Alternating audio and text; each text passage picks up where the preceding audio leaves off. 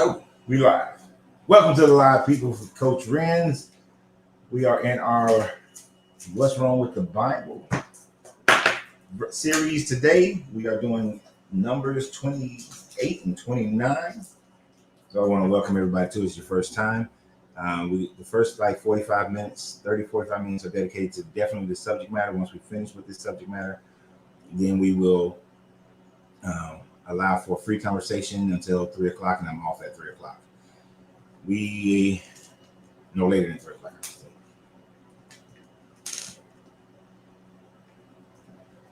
We wait about 5 minutes before we actually get started to give people time to get on to the lives, and for me to make sure I got a few things taken care of, to which I have not taken care of a few things that I just realized. So we are getting the house in order. Gotta get the house in order. But thank everybody for joining and for sharing the videos and the lives. Greatly appreciate it. It's what makes the world go round for us to be able to continue to do this. So without you guys sharing, we would not be able to do these things. I'm amazed that I can do this without my glasses on. Get the YouTube thumbnailed up and in the right category, because if you've missed any of the if you miss any of them, then you can go to my YouTube channel, click on the playlist, and you'll see all the other playlists for the other chapters of the Bible: Genesis, Exodus, Leviticus, and now we're in Numbers. So thank you everybody for that. Yo, if you're on Facebook and you go to our Eat, Sip, and Smoke Travels with me and Angelina, the meal that she made, she showed you how to make this meal. This Greek dish called boriki, and that boriki was great. It was fantastic. So on our Facebook page of Eat, Sip, and Smoke Travels, the boriki that Angelina made, and it was on point. It was great. It was amazing. So yeah, because I hope that's what I got in there for some. I know there's some leftovers, so I'll be on there. Can't stay long. I get back to work. Well, we're gonna try to get started here.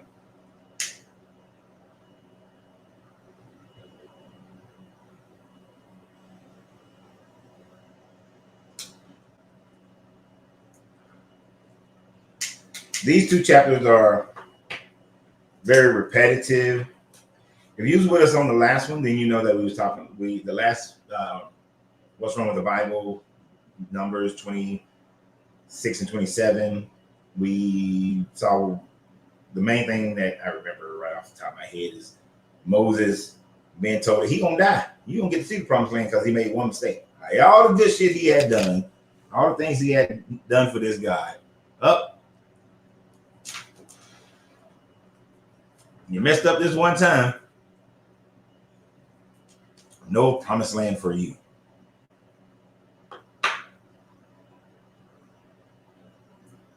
Thank you, Christian. I appreciate you enjoying some of my last videos. Please share those videos. I greatly appreciate that.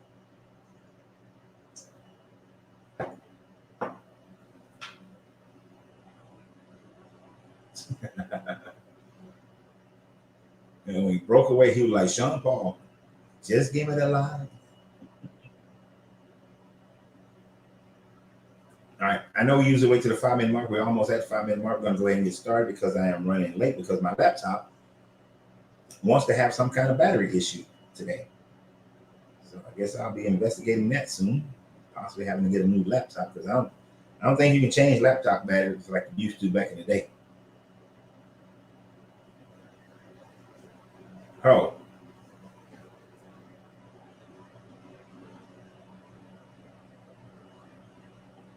About to get your smoke my bowl. to get settled in. All right.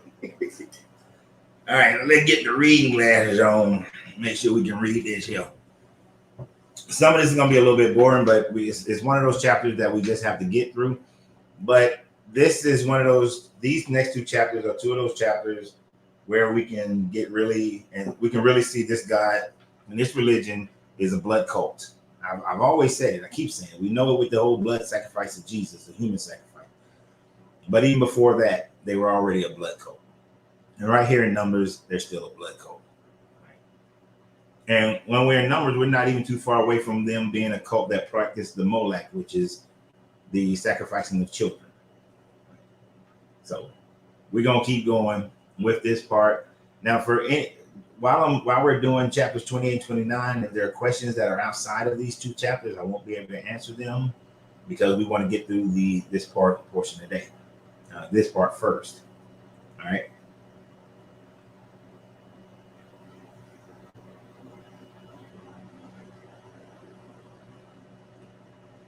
No, James. Yeah, it's an internal battery though. That's why, like back in the day, you used to be able to just pop your battery off the back of your laptop and put a new one in. All right, so let's get started with this today.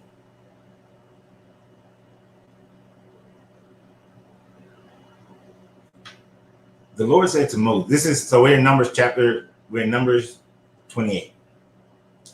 So it's going to be a lot of repetition and a whole lot of blood. The Lord said to Moses, give this command to the Israelites and say to them, but right out there on there, it always interests me when I mention these things to people who are Christian or the Hebrew Israelites, and I call this what these sacrifices that they have to make a commandment. Then they're like, well, there's a difference between Mosaic law and ritual law and all these different things. Look, he's still giving a command no matter what. All right, it's still a command for you to obey. And in this part, he even starts out, give this command to the Israelites and say to them, make sure that you present to me at the appointed time my food offering as an aroma pleasing to me. Still don't understand how this guy can smell if he's supposed to be outside of time and space. But this guy needs some food. And of course, he's not eating it, but it's the burning of it that they believe back in those time frames that God's consumed matter food, animals by the burning of them and the ashes and the smoke rising into the sky. So that's how they believe the gods were able to consume things.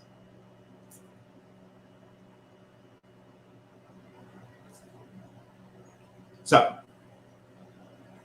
say to them, because I lost myself already. Say to them, this is the food offering you are to present to the Lord. 2 lambs, a year old without defect, a regular burnt offering each day. Offer 1 lamb in the morning and another at twilight. Together with grain offerings, 1/10 of an ephah and the finest flour mixed with 1/4 of a hin of oil from pressed olives. This is the regular burnt offering instituted at Mount Sinai as a pleasing aroma of food offering presented to the Lord. The accompanying drink offering is to be 1/4 of a hin of fermented drink with each lamb. Pour out the drink offering to the Lord at the sanctuary. Offer the second lamb at twilight along with the same kind of grain offering and drink offering that you offer in the morning. This is a food offering and aroma pleasing to the Lord. So this is something that, unless I read it wrong, we'll do this every day.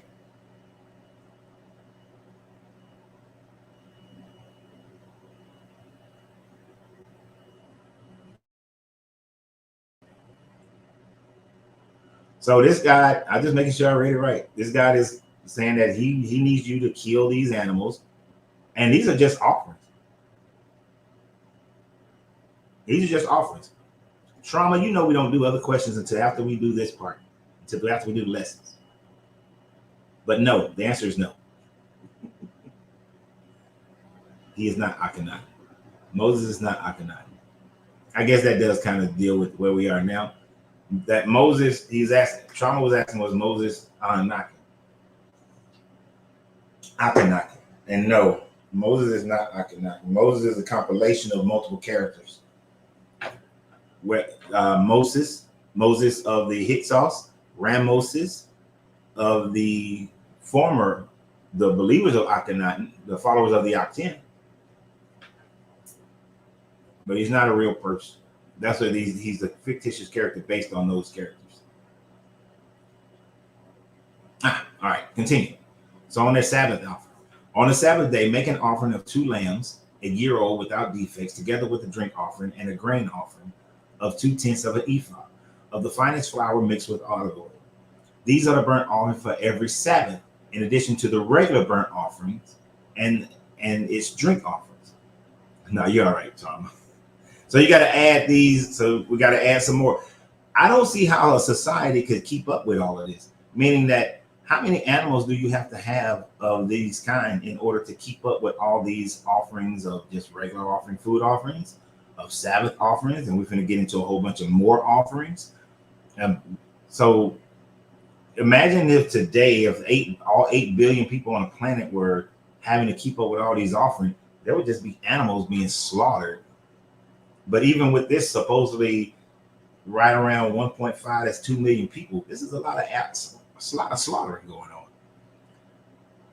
On the first of every month, present to the Lord a burnt offering of 2 young bulls, 1 ram, and 7 male lambs, a year old, without defect.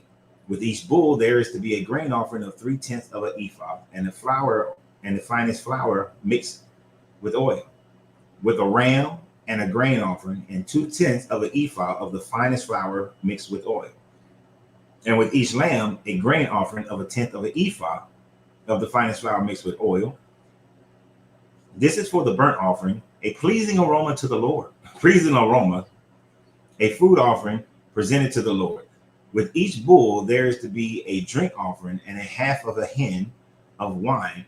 And I think that's like a liter of wine. With the ram and a third of a hin, and each lamb a quarter of a hin. This is the monthly burnt offering to be made at each new moon during the year. Besides the regular burnt offering, with the drink offering, 1 male goat is to be presented to the Lord as a sin offering. They just threw a goat in there.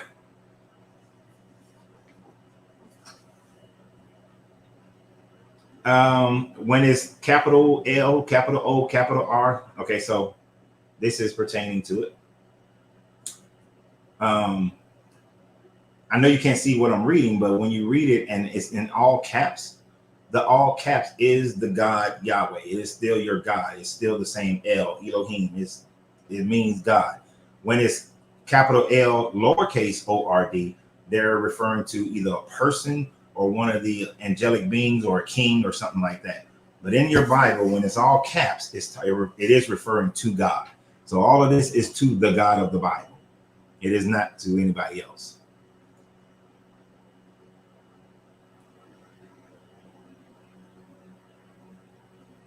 So back to the reading. I'm great that there's some new people on here, but to let the new people know, if your questions or statements don't pertain to what we're talking about right now, while we're reading these 2 chapters, then we'll handle them later. So you have to ask them later. So that's at the beginning of the month. So we have a daily offering, a weekly offering, a Sabbath offering, and now a monthly offering. So each one of these offerings are being added up.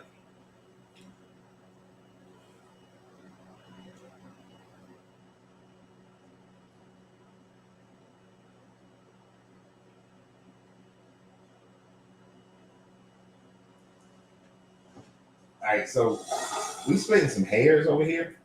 Hold on, we splitting some hairs over here. All right. God and Lord are just titles, very much saying like judge and honor. They are not names. No, they're not names.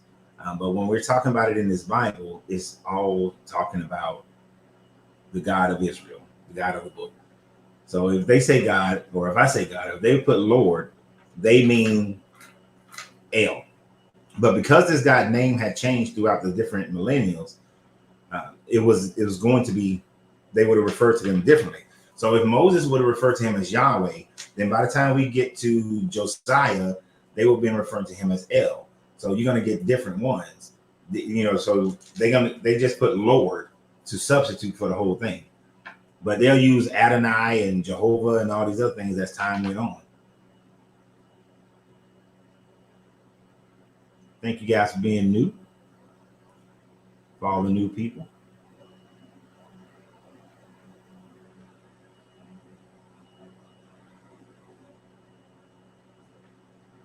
So let me get back to this reading. When we do What's Wrong with the Bible, that was some of the hardest days. Because I want to jump and have 5 different conversations at the same time, but got to do this part. Y'all started this mess with me. Y'all wanted to do this mess, and we're going to continue with this mess. Now I forgot where I left off. Right there at 11. So on the first day of every month, present to the Lord an offering of 2 young. No, we did the first. We did the month. Sorry. Yeah, we did the month. So we got to be at 16. Yeah, because we just talked about a little goat.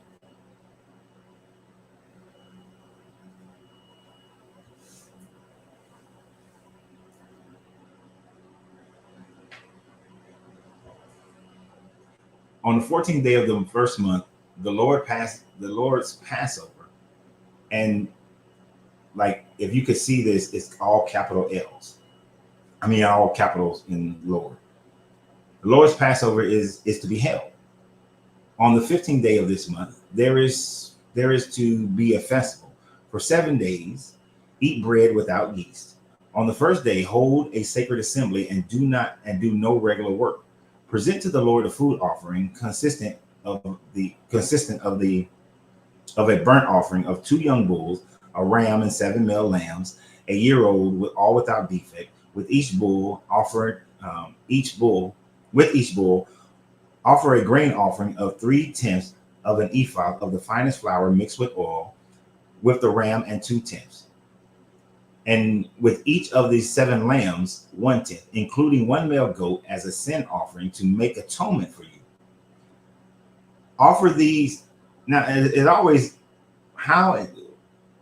it's absolutely nonsensical that by killing one other animal, it allows this God to forgive you, when this God should just be able to forgive you if it has all power.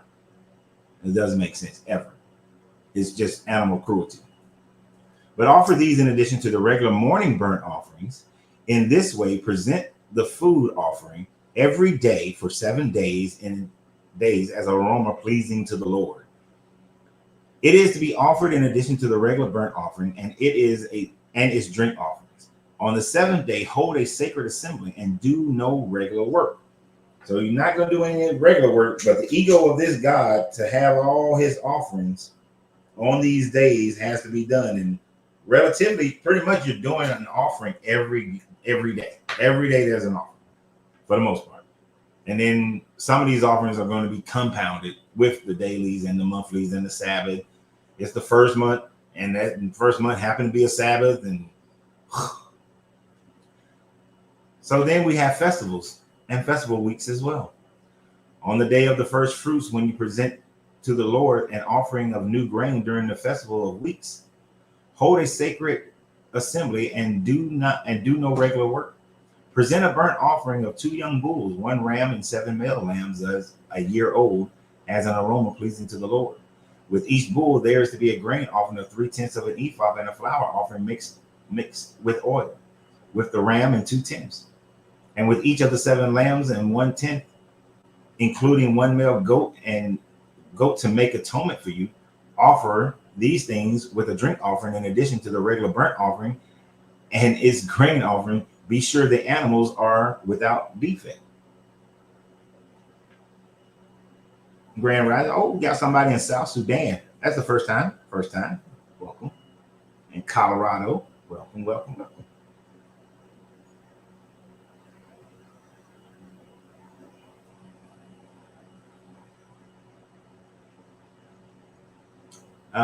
That was the end of chapter 28. No, Echo, I got a lot. I got more than 3 different people commenting from Facebook. So it's more than that. Just to let you know that I did see that.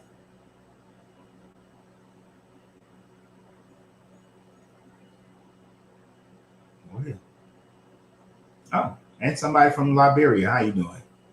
Welcome, welcome, welcome.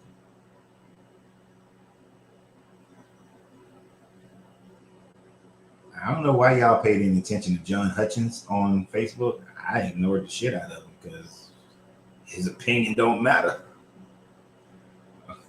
You cannot like the fact that I smoke cigars and work, but it's one of those things. I can't attack the information, so let me attack the person. I'm not gonna take you serious because I don't like the way you look. I don't give 2 shits. Spokane. All right, Zach. I'm coming to Spokane this summer. All right. Before we get thrown off, let's do chapter 29. Let's do chapter 20. I know these chapters don't have a storyline. I think that we ain't all we talking about is killing all the animals, a whole bunch, and mind you, all those animals that we just talked about killing, and all the animals we're about to talk about killing. Nobody eats these animals. All right? Nobody eats these animals. This is all just burning up, slaughtering and burning these animals. And only like the one goat is for your atonement, which is still stupid. All the rest of it is for the ego of this God. Right? And that's it. Just for the ego of this God.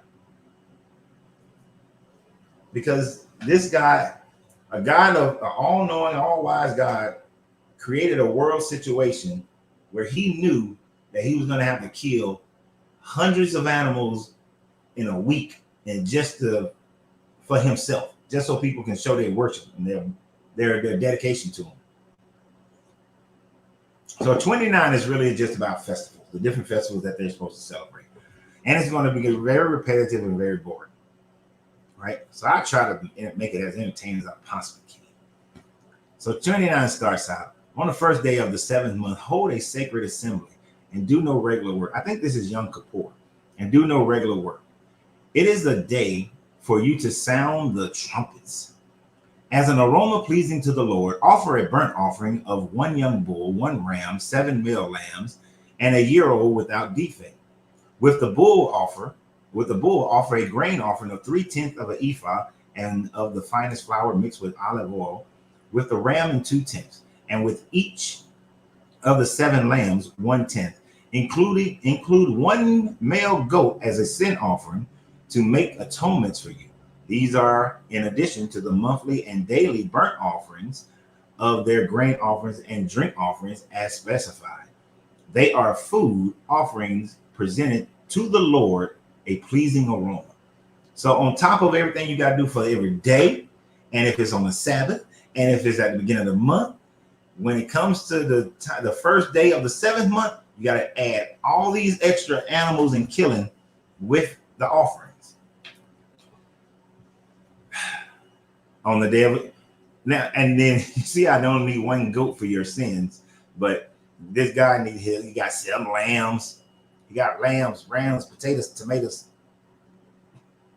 Anyway, on the 10th day of the 7th month, because we still in the 7th month, so now 10 days later of the 7th month, hold a sacred assembly. You must deny yourself and do no work. Present an aroma pleasing to the Lord, a burnt offering of a young bull, 1 ram, 7 male lambs, a year-old, without defect. With the bull, offer a grain offering of 3/10 of an ephah of the finest flour mixed with oil, and with the ram 2/10, and with each of the 7 lambs 1/10, including a male goat as a sin offering, in addition to the sin offering for atonement, and the regular burnt offering and its grain offering and their drink offering.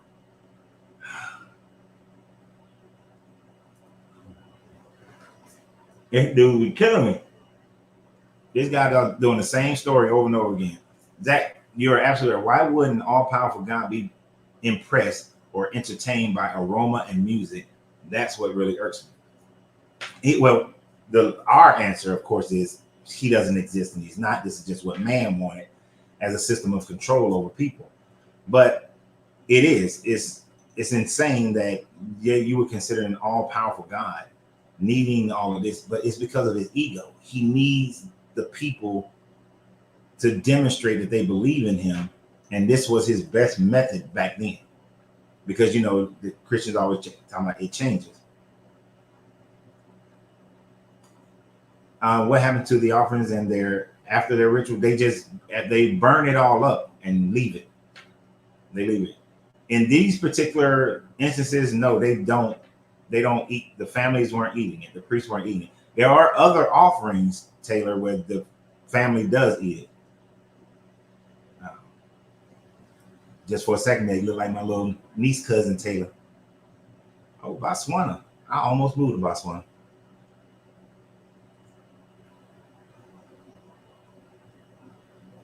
But yeah, most of the time, in these situations here, they just burn it up.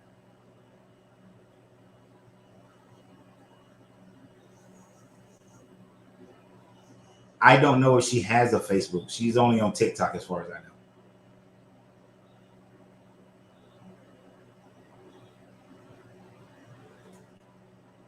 So in the Bible, it says it tells them what offerings the priests are able to eat it. In these offerings, they didn't consume it. Now, archaeology have found that there are certain altars where the animal was just burnt completely, and there were no marks that demonstrates when somebody is cutting the meat. Because usually when you cut meat, it's not that they're going to have meat left over, but you're going to get knife indentions in the bone.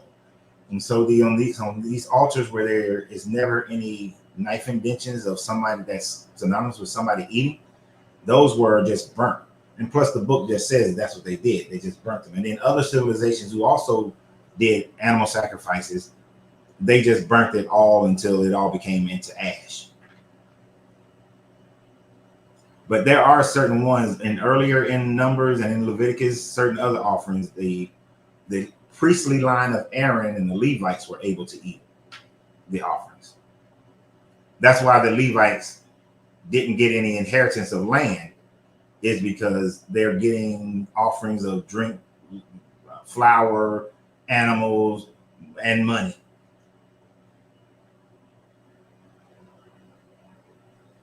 But in 28 and 29, nobody's eating these. This is just being burnt up. All right. So we can see what on first day, and then we got the 10th day. On the 15th day of the 7th month, hold a sacred assembly and do no regular work. Celebrate a festival to the Lord for 7 days. Present an aroma pleasing to the Lord, a food offering consistent of a burnt offering for 13 young bulls, 2 rams, 14 male lambs, a year-old all without defect. With each of the 13 bulls, offer a grain offering of 3/10 of an ephah of the finest flour mixed with oil. With each of the 2 rams, 2/10, and with each of the 14 lambs, 1/10. Include 1 male goat as a sin offering in addition to the regular burnt offering with its grain offering and its drink offering. Now, this is going to go into all 7, what they're supposed to do on these 7 days and each day, and how much they're supposed to, how many animals they're going to blood sacrifice on these 7 days. Now, these numbers are going to change on each day, but it's going to be the same animals for the most part being killed for this deity. Some people in numerology, when they look at, some people who are into numerology, when they look at this, they're saying that, because when we get to the 7th day, it's going to be 7. It's going to be, now I'm trying to find it real quick, make sure I say it's the right one. It's going to be 7 bulls. Sorry. Now, they will key in on the fact that is going to be 7 bulls, and that the only number that matters is the number that's dealing with how many bulls are being killed. Well, if we go back to when I talked about I did a video about Moses and having horns. Having horns and the bull was the demonstration that meant power and what's the word I'm looking for? Divinity. That meant you were powerful. You had divinity back in those days. So this is why the bull was recognized. This is why Baal was a bull. This is, and this is also for those who look at the great year. This is also the age of the bull. So this is why the bull is so important in this aspect of this writing of the Bible, and is just coinciding with the rest of the culture in the Levant at that time frame. Now, I needed to say that so that y'all don't get bored as hell with the repetitiveness of what I'm about to read.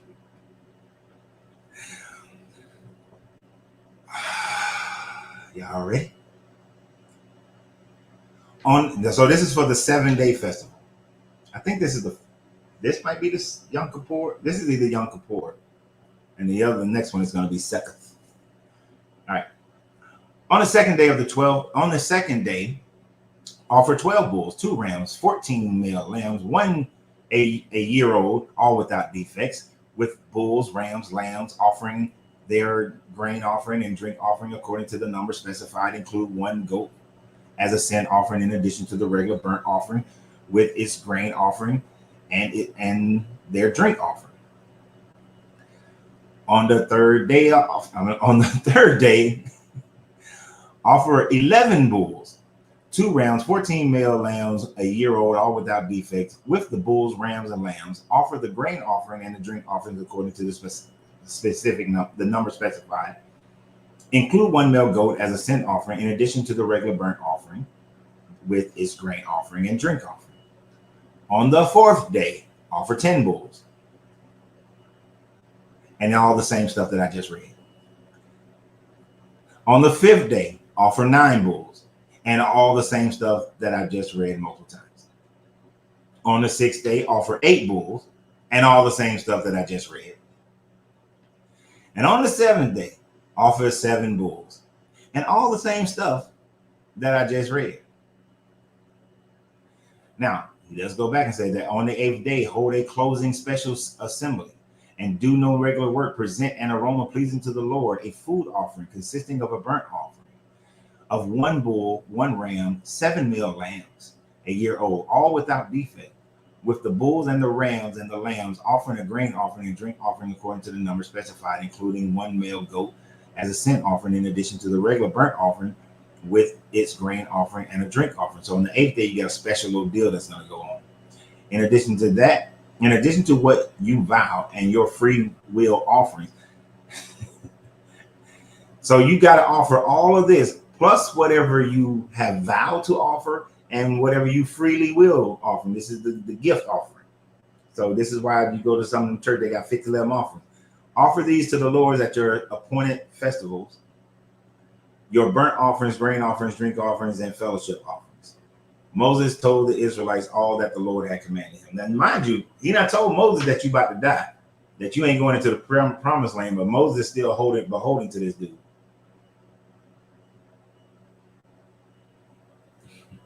Now, if you were to do the math on that, you're going to find that they killed hundreds of animals just during these holidays. Hundreds of animals are killed, right? And then on top of that, all the ones they have to do on the regular for themselves and their vow offerings. Where in the hell they getting all these animals? I've been to, they ain't got that many animals.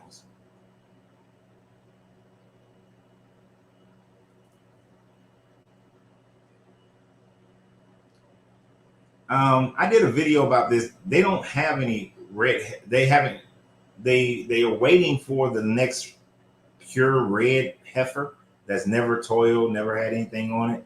And then that's supposed to be their end time. I actually did a whole video about that one. sometime last month in December, Joey. And welcome to the fam.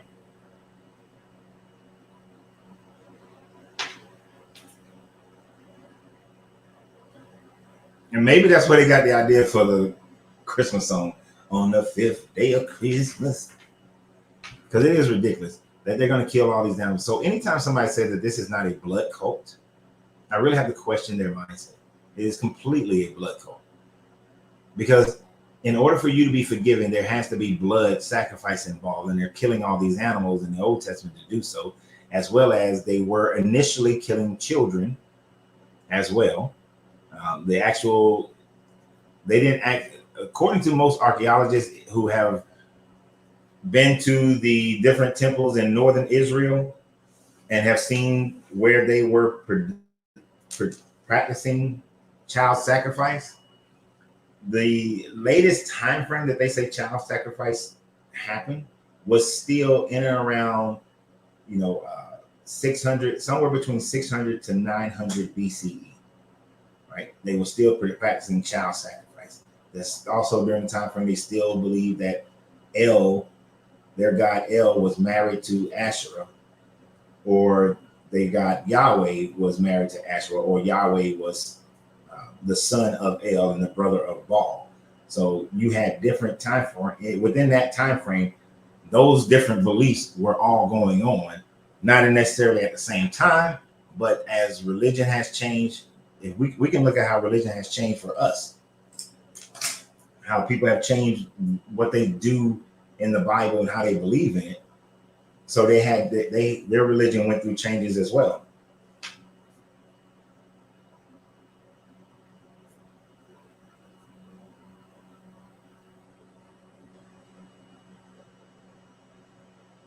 But as far as this chapter was concerned, it wasn't much to it. It's, as far as contradictions, there are no contradictions in it. This is just basically this guy demonstrating his ego and that he wanted people to pretty much be enslaved to him and give him worship. So he's forcing them to do all these animal sacrifices for it. Giving a blood sacrifice for your atonement of sin will always be something that puzzles and bothers the hell out of me, because it makes absolutely no sense for there to be a blood sacrifice. So that's why these two chapters didn't take as long, because there's not much to it other than all the animals being slaughtered. Which is one of the reasons why I walked away from this Bible. It didn't make sense to me for animals to be slaughtered and they did nothing wrong. That's just disgusting.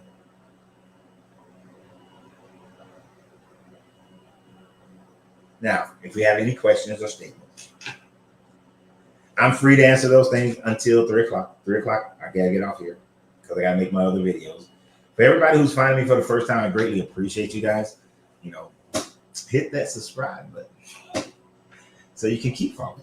And I thank everybody who shares the channel. Your guys' sharing has grown these channels tremendously, especially over the last 6 months.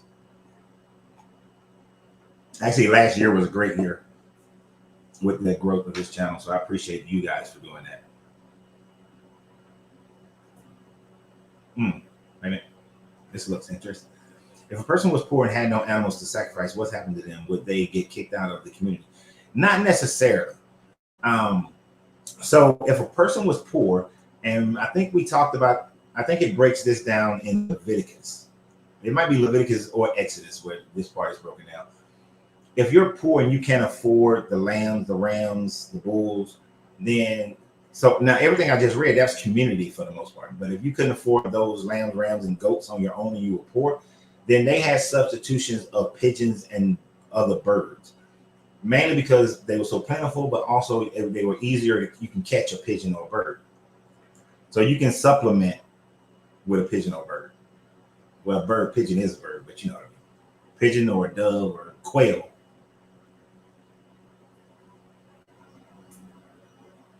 Right. The whole story of Abraham is a child. He was willing to do a child sacrifice, but he didn't because the Lord had a ram in the bush. But he was still fully committed, and it was very well known to do that, to kill your firstborn son if this God required it.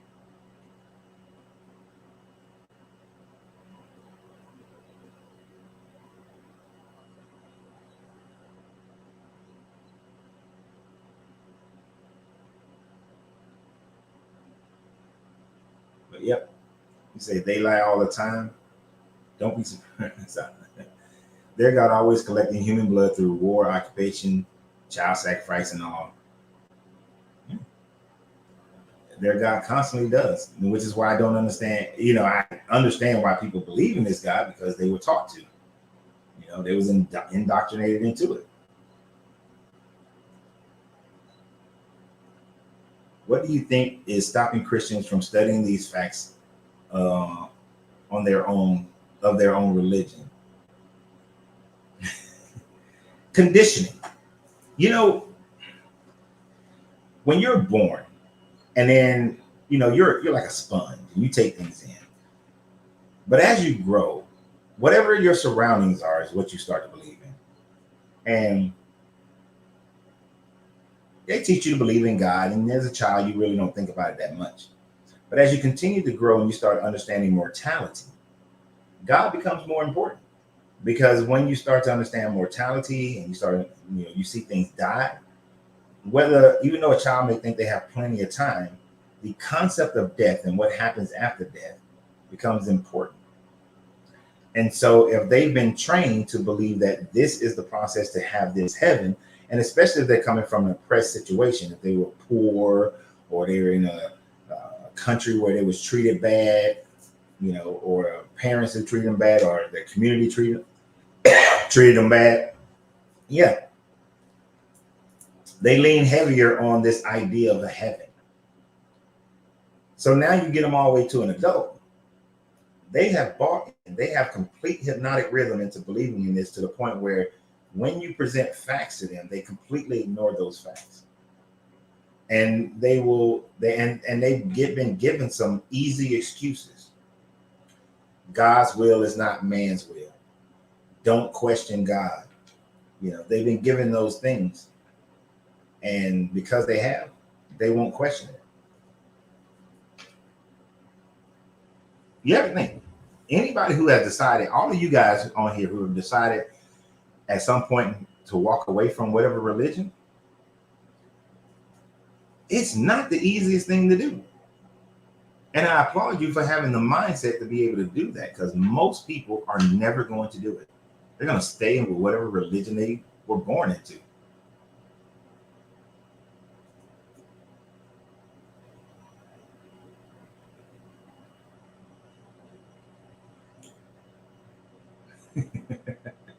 Jesus, James, this is good. At face value, you should not want for yourself or family, but the Lord can be gluttonous without question. Man, God is the creator of everything. He can do whatever he wants. If he created life, he can do whatever he wants to do with life. If God want to be a glutton, he can be a glutton, but he told you not to. God's ways is not man's ways. Basically, yes, this guy constantly says, do as I say, not as I do. As a constant statement, thought process of this guy.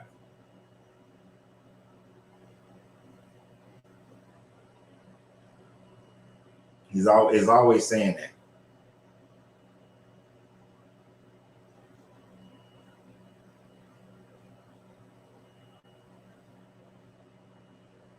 So Keith asked a guy on one of my videos if he'd be willing to sacrifice his child to prove he loves God. And he ran from that question. But remember, we had the guy on here, Taquan.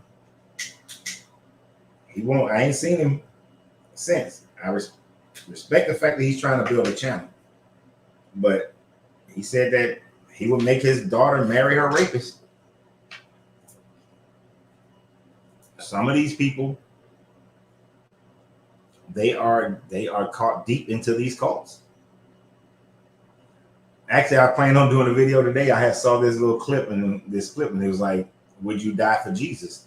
And but as soon as somebody present that to him, oh, that's a cult right there. That's a cult.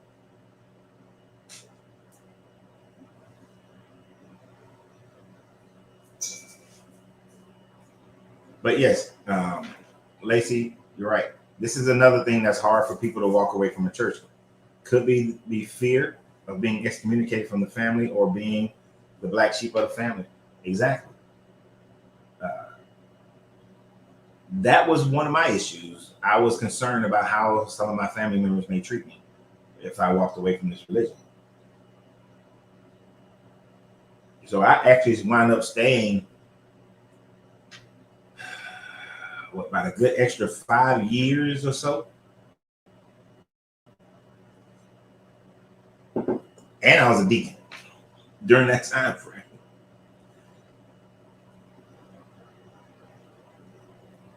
So walking away is not easy. It is not an easy thing. So again, I applaud you guys who have done that.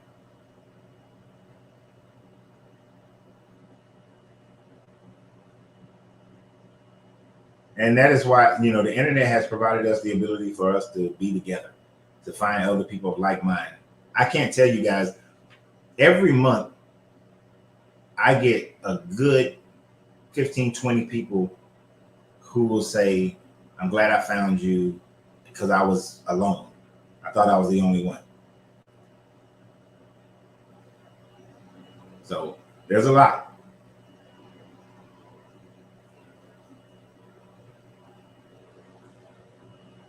Say the guy who wanted his daughter to marry, and it's just 50 shekels. That's the sad part. It's just 50 shekels.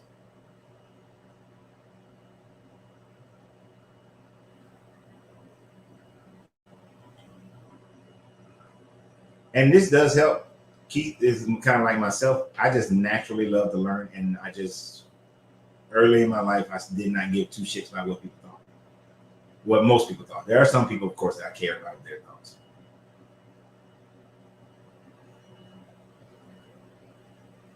Okay, so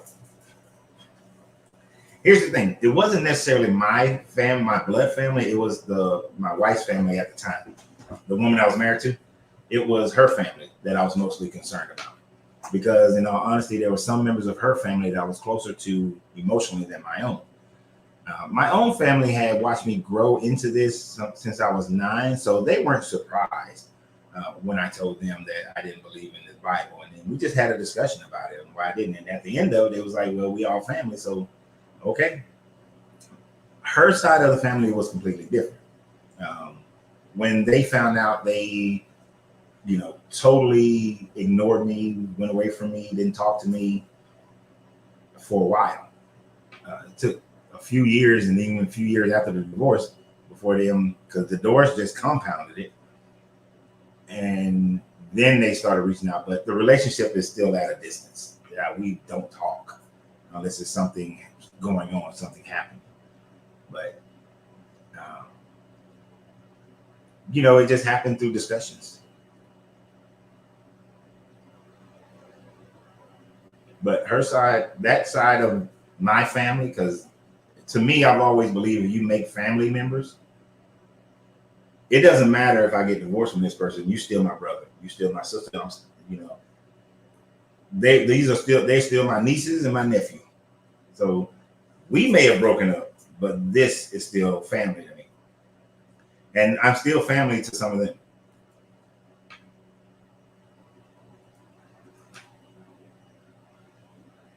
But it's hard. Some people aren't going to react well to it. They're going to react poor. They're going to kick you out of the family. They're going to straight Jehovah Witness you. Don't talk to you no more. Don't deal with you no more. The whole deal. Yeah, but now that I'm, especially now at 52, I don't give two shits about what anybody.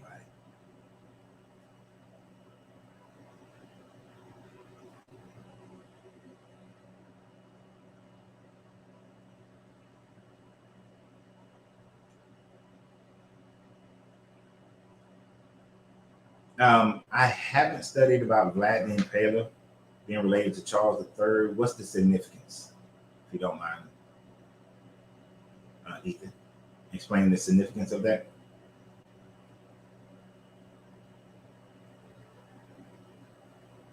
Yeah, my grandmother mainly. My grandfather never really was Christian and didn't convert to Christianity until like 6 months before he passed away. And even that, I still question personally. My grandmother was very open, and See, I grew up in a weird family. In my family, kids were allowed to speak. It wasn't as long as you were respectful, you were allowed to speak. But then when it was like, okay, that's it, then that was it. So you were allowed to express yourself. And because I was using logic at an early age, and I was like, okay, Grandma, you say you believe in this Bible, but yet many of the things that you do are based on African ancestry that was kept through slavery, that the Bible says is witchcraft. And she understood that. So I didn't catch a lot of hell. Yeah, really, for my family, I didn't catch any hell. I used to call more hell from like teachers and other students and people like that. Like when I wouldn't pray with the football team.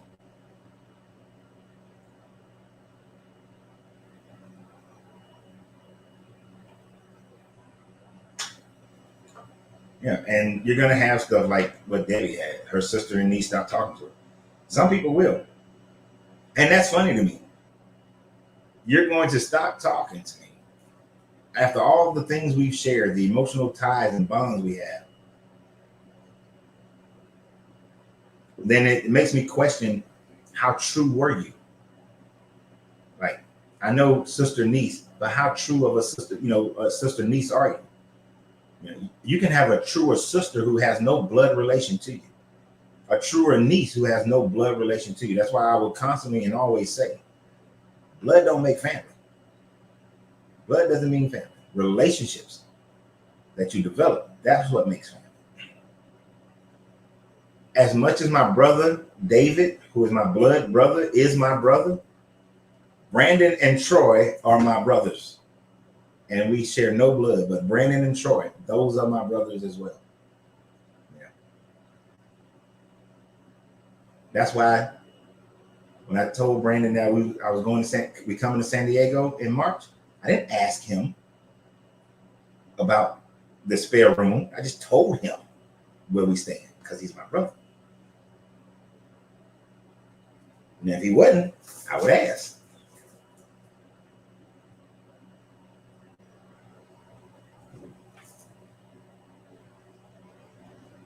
I can imagine it was hard. He said he recently converted his mom to agnostics.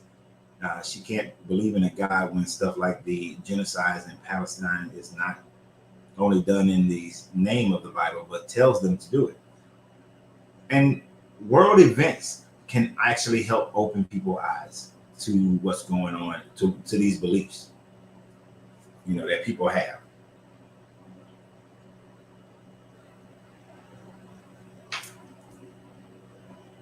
But once you open that door, it's very few people who go back. But I think that those people who go back, they are back there, but they're struggling constantly. They are constantly going to struggle because they know they're going to have that seed. It's going to be in their mind about the bullshit of the genocides, about the bullshit of the rapes and slaveries, and all the animal sacrificing and the non-historical proof that they don't have, that they claim that they have. The Bible is evident of the Bible. All that bullshit is still going to be there.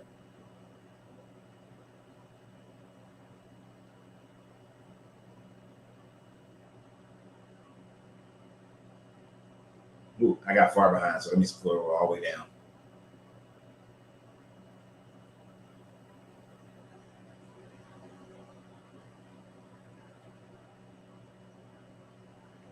Now, this is the funny thing.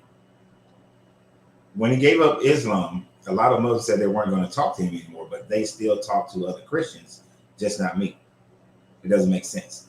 Well, because remember, Muslims say that the other two Abrahamic religion people they're people of the book. So they still believe that they are worshiping close enough to Allah that they are people of the book. Now you're just a person outside of the book. So they'll still talk to them. Also, worldwide, socially, Christianity, Islam are recognized religions. So they'll say that you don't believe in God at all, but they'll say that Islam people of Islam, they believe in God. They'll respect the fact that they believe in God and won't call them an atheist or anything like that. Well, wouldn't want to call them anything, but they might say that, yeah, but they don't believe in the God, the true God, but they still say they believe in God.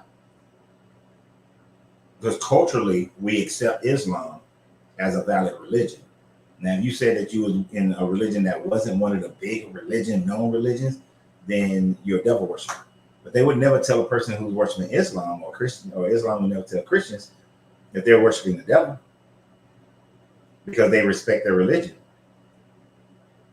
Because psychologically, as a world, we do. We respect those bigger religions.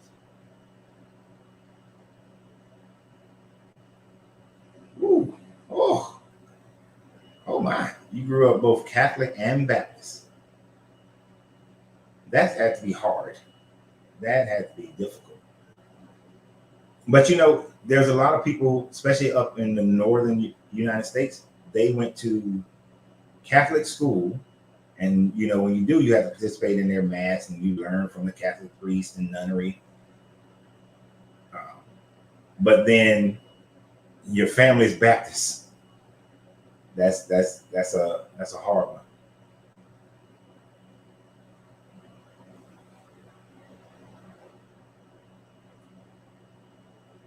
There are those who believe that Jesus was a magician. He was a witch. That he was just doing tricks, sleight of hand. And there were people named Yeshua, who were against the Romans and claiming messiahship. But they're like that Book of Clarence movie that's going to come out. They were David Copperfield out in that joint.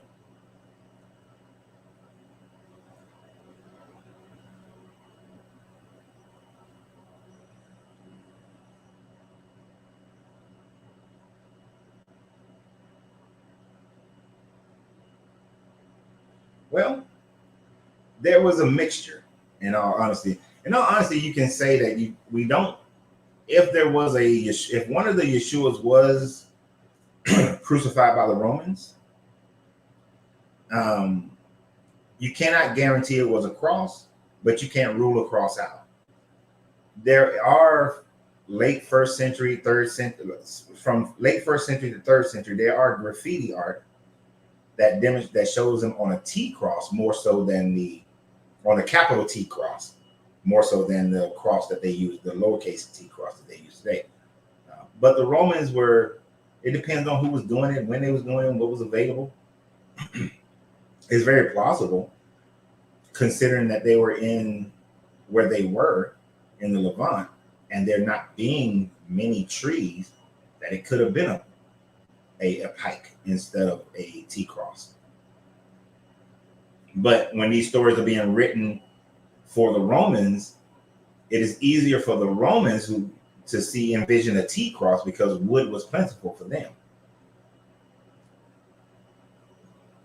So it could be a pike, but in order to tell the story, they made it into a cross.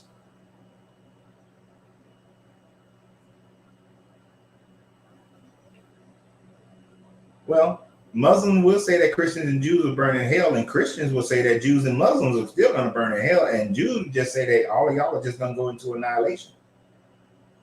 They'll still give each other their punishments, but they'll talk to each other, though. That's the difference. They can be friends, they can be neighbors, and they'll talk to each other. The most dangerous person to a person in any religion is somebody who doesn't believe in any religions at all, because they see that person as immoral, and they also see that person as a danger to themselves. This person may try to convert me into non-belief, and people in general want to believe in one of these religions. So yeah, in the religious community, you will be ostracized. At least they can all agree that they believe in something, in some deity.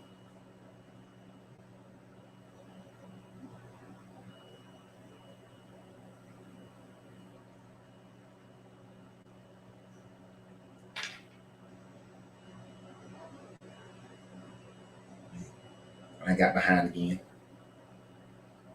For those who are new, sometimes when I get too far behind, I just skip down to the bottom. So if I miss some of your comments, please forgive me. Oh, thank you, Lacey. Thank you. Appreciate it. And for those who are new, ignore my stupidity sometimes. You know what's funny? It's actually orange, but the video does make it look salmon, doesn't it? Oh. It's a kind of a, but appreciate it. Y'all know I just go to the left on certain things.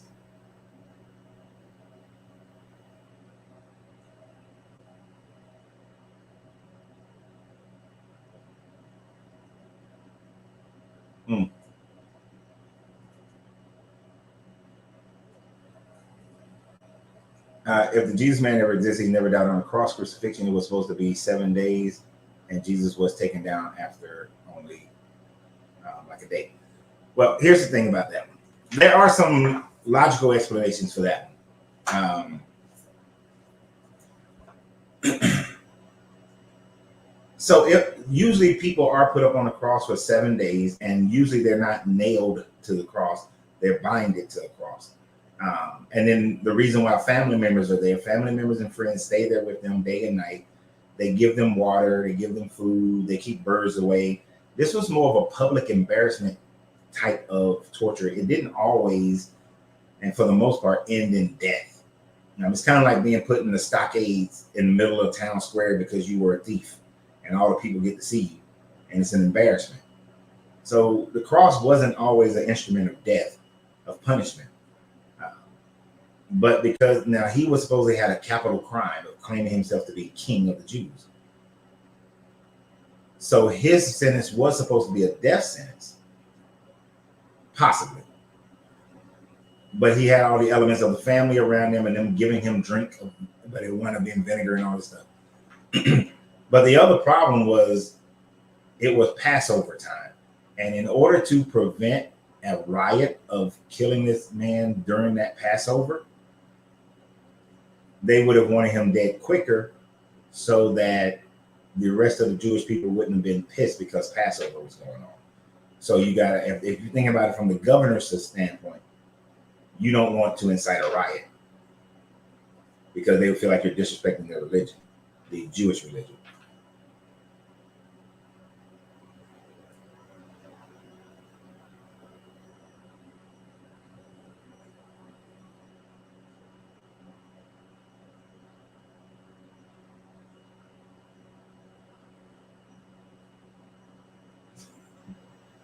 So I can't, John. I'm not dealing with you, John. Got to use the same wood over and over again. And this is true. Religion just proves that if people will believe something that they're told over and over again convincingly.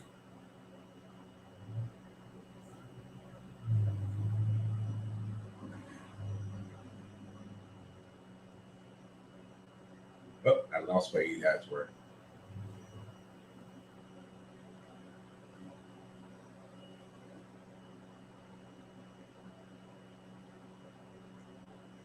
And see, I never heard of this, so this is something I need to go look up.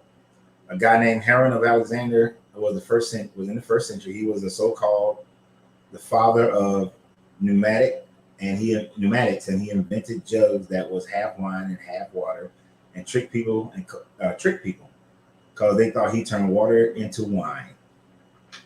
Herod of Alexander. Make sure I look that up.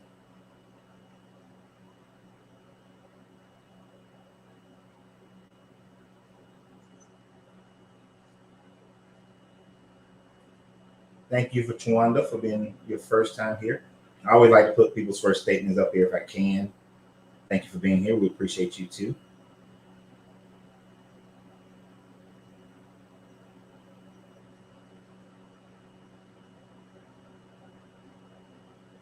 I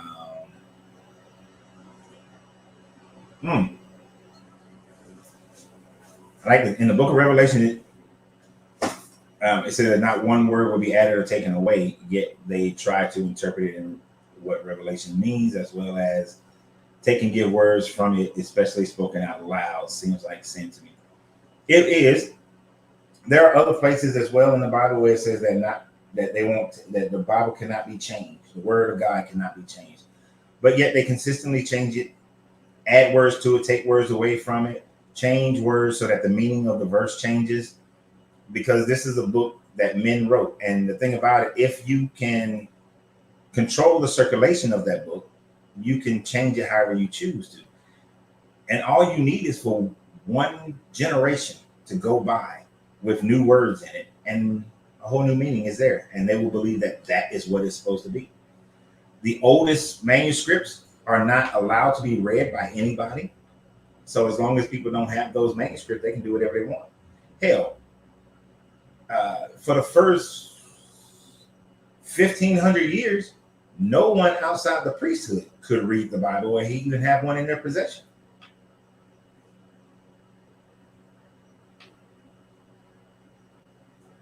So they certainly controlled it during those time frames. And whatever the priest said, that's what they did. That's what people believe. And like I told you guys, the first pastor that I remember having, he couldn't read. So he would have a Bible up there, but he was never reading the Bible. He was going off memory. And he memorized the Bible according to what he was told the Bible says. So think about that. How many pastors back in the day who could not read, but were doing this based on memory, of memorizing it, but never being able to check it for themselves?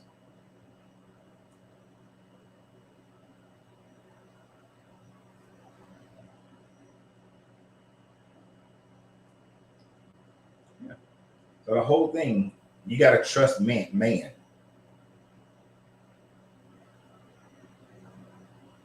And this men wrote things. If God did, I say it would have been written on golden plaques. So men ultimately interpret it.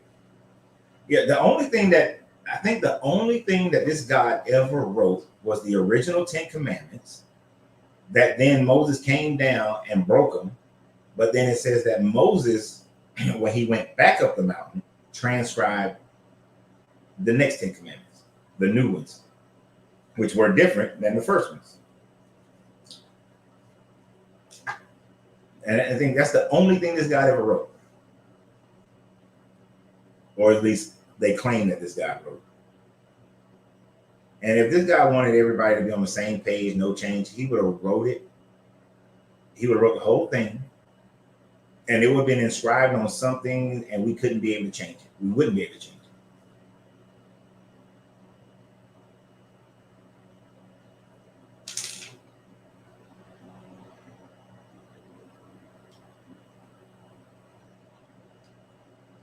Now, the Quran, I don't know. They claim that the Quran has never been changed, right? But yet, the Sunnis and the Shiites and other Muslims have different beliefs. Some of that belief is on interpretation.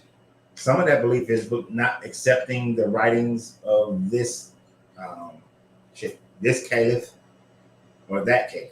So I don't know if the Quran has ever had any changes to it. I didn't study Islam that deep, which is why I don't talk about Islam that much. But everything starts with some dude. I will say this: the Quran was written by man, just like all other books. All books, they're all created by man. All religions are created by man. And really, I shouldn't even say created, because man really don't create. We observe and we define. And they took what they observed and defined and made a religion out of it.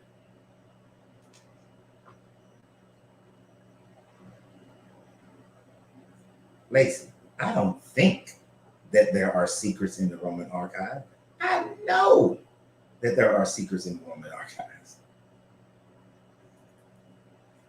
I'm gonna tell you, I've gotten to the Vatican Library, right?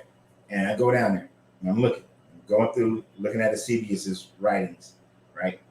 I got a translator and all this kind of stuff. And it's like, damn, oh, I need this.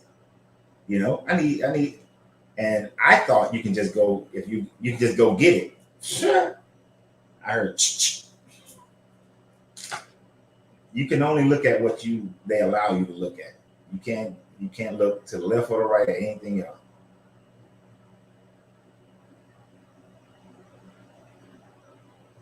A lot of the tenets of Buddhism I did like.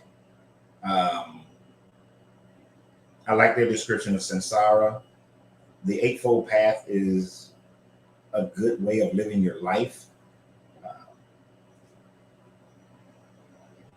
some of the ideas in Buddhism, like the desire, like you have to rid yourself of desire if you ever want to reach nirvana. But you will always have a desire for nirvana. So how can you get rid of desire? You have a desire for it. You have a desire to get rid of desire. That's still having a desire. So it has flaws, not in the same level, but it has flaws. But Buddhism never claimed really to be a religion. It's claimed more to be a philosophy and a way of life, more so than that. And Buddhists don't force you. They like, if you don't want to be Buddhist, it's like, all right, you'll come back, try it again. Come back, try it again. So they're nowhere near as bad.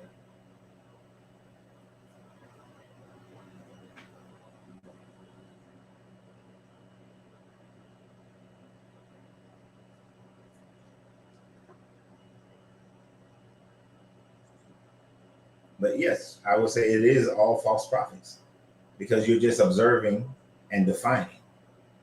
And people's definition, I don't know where the earthquake come from, so I'm gonna define it as God's anger, God's wrath. Those people died. They must have did something.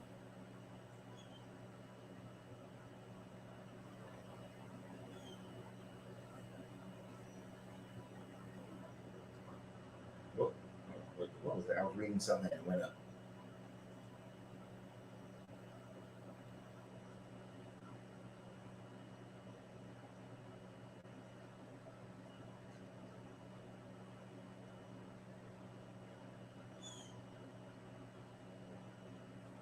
See, Charles, when I read that, all I hear is blood sacrifice with a blood cult. And then it says, none of you will eat blood, nor any of the foreigners residing among you. You know it is a virtual impossibility, then you shouldn't eat meat at all. You shouldn't eat meat because it's virtually impossible to drain all the blood out of meat. There is going to be some blood in there. So you shouldn't eat any meat at all. So the Leviticus diet is flawed because scientifically we know you're not getting all the blood out of all the meats. So it's just not going to work. And the fact that blood is required as sacrifice on the altar makes it a blood cult. And that's disgusting. That's low morale. That's a low vibrational thought.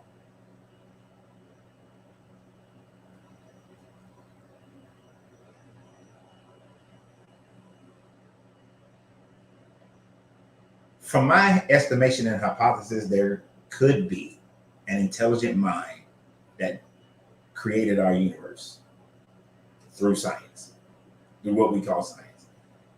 That intelligent mind is not picking favorite children and asking for worship or asking for sacrifice, doesn't condemn you to heaven or hell. You do it yourself. No one else does, just you. It doesn't need you to be with it. It's not controlled by emotions, and because then the energy of the emotion would be more powerful than that God, than that God, for lack of a better term. So yeah, and I don't believe in any of these books. They may have aspects that fit, but then they're changed by culture and developed by the different cultures of people.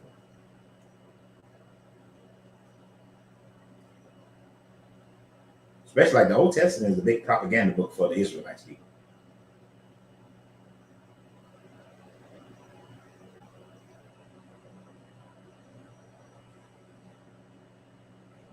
right? Desire is selfish. It could be unselfish. If I desire for you, Zach, to be healthy, I'm not being selfish. But I get what you're saying, though. But when you desire your heaven and for the level, when you desire for your book to be right so that you can go to heaven and everybody else to go to hell, that is selfish as fuck.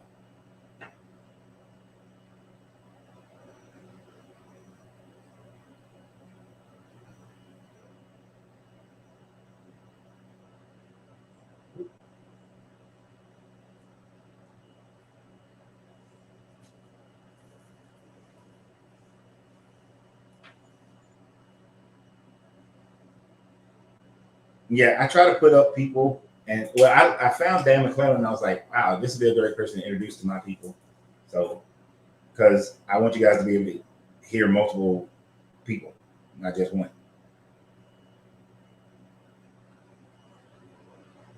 That's right, Debbie, the all.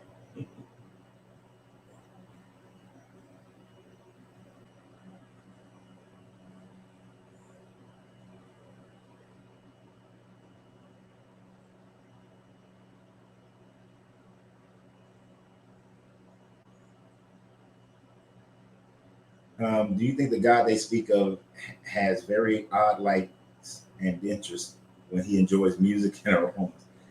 Yeah, and a lot of that is attributed to the fact that the people believe that the people prior to them believed that the gods lived amongst them because the Sumerians talk about the gods living amongst them, the Anunnaki living amongst them, and them actually having to take care of the gods. But by the time we get to the 1200s, which is when the Israelite people came together and became Israelites or Hebrews, they were still living in a henotheistic era where they did believe that other people's gods existed, and they existed with all of these human-like qualities because all other gods had these human-like qualities.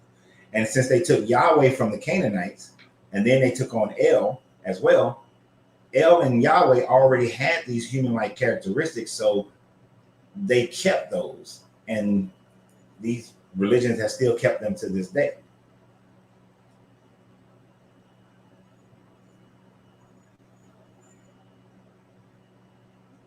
I fell behind again.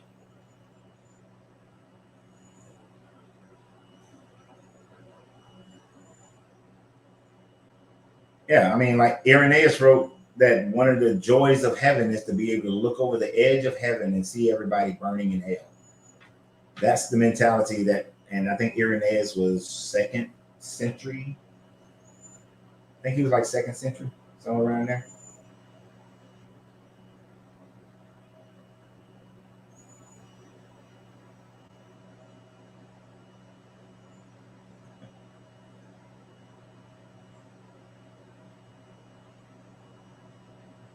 Let's see if I can go back and catch something else.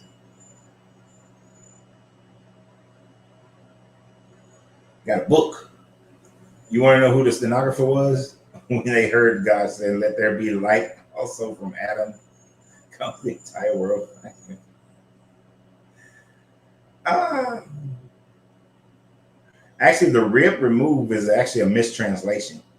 The word that's there really means um, created from the equal side. And so the closest thing they can identify, relate to that, was the ribs of a man. But it really meant equal size. And then, but we're also talking about a group of people who, a what's the word I'm looking for? Patriarchal society that wanted to dominate women.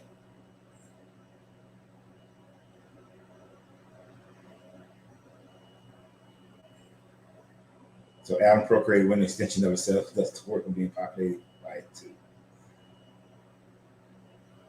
Yep, it would. It would mean that everybody was created through incest. And they say that, well, Adam was so perfect, so they would not have had any biological issues, but that's a bunch of bullshit. And that incest wasn't outlawed until either Leviticus or Deuteronomy. I know it's outlawed in Deuteronomy. Deuteronomy definitely talks about not participating in incestuous relationships. So as long as up until that time frame, you could have incest. Genesis is filled with incest. It's incestuous like a champ. But that's how the Sumerians taught that the Anunnaki were, that they participate, that incest was the way of keeping the family bloodlines pure. Even though you're not, you're creating impurities by doing that.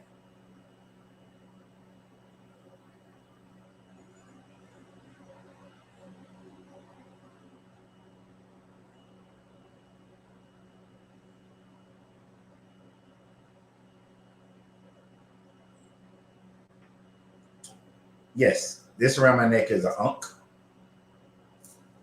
You can't see the other one. And this one is a tree of life. It became a religious symbol.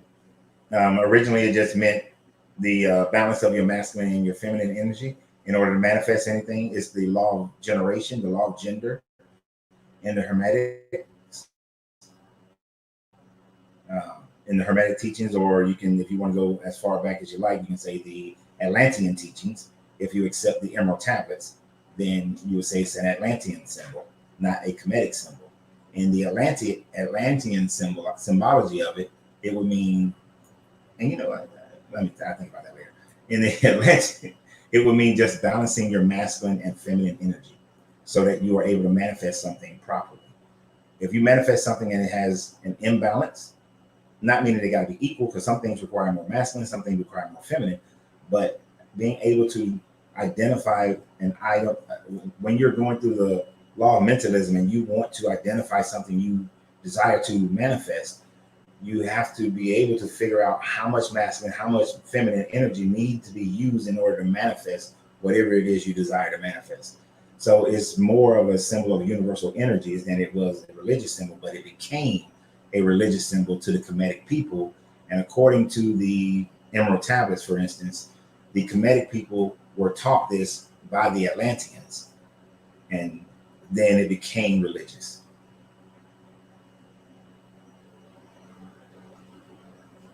Right. The cross is just a masculine symbol.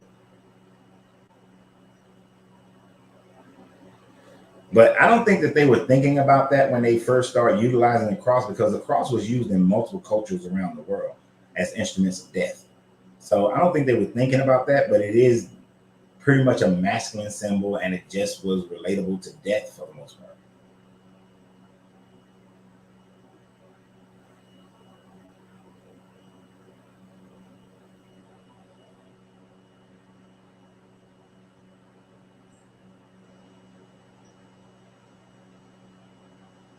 Yeah, incest. You know, we talked about that a few weeks ago, because we had a side conversation about Moses' mother was also his aunt, which I think made his daddy also his granddaddy. No, it made his dad his grandfather. But Moses' mama is his auntie mama.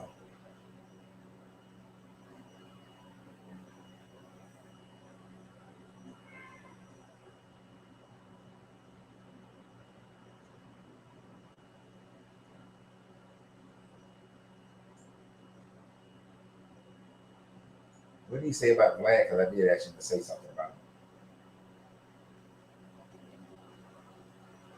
Who is Vlad the Impaler? Had a story of playing music with a prisoner. Really deserve yourself. Really diverse yourself. In the story of his wife named Mary, Lucy. Some of the paintings of Jesus on the cross have Vlad.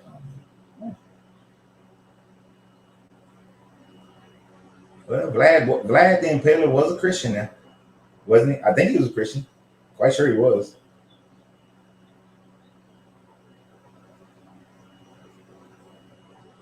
The cross reminds you of a dagger.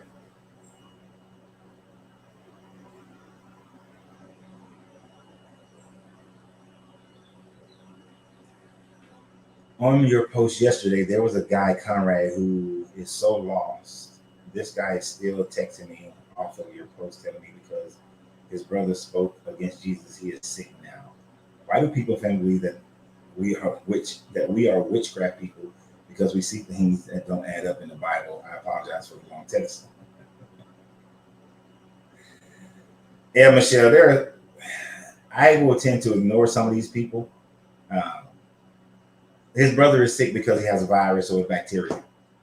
He's not sick because of some deity. Christians get sick all the time. But people like to be able to utilize things that happen, and if they happen in certain time frames, to be able to say that it was their God. I find that when I just ignore these people after a while, they shut up talking.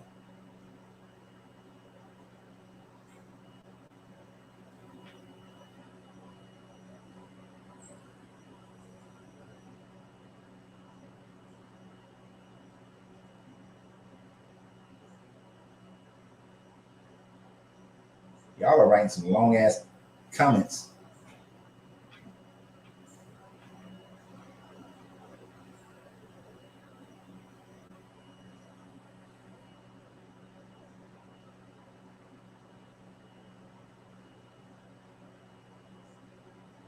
Ooh. You got to skip down.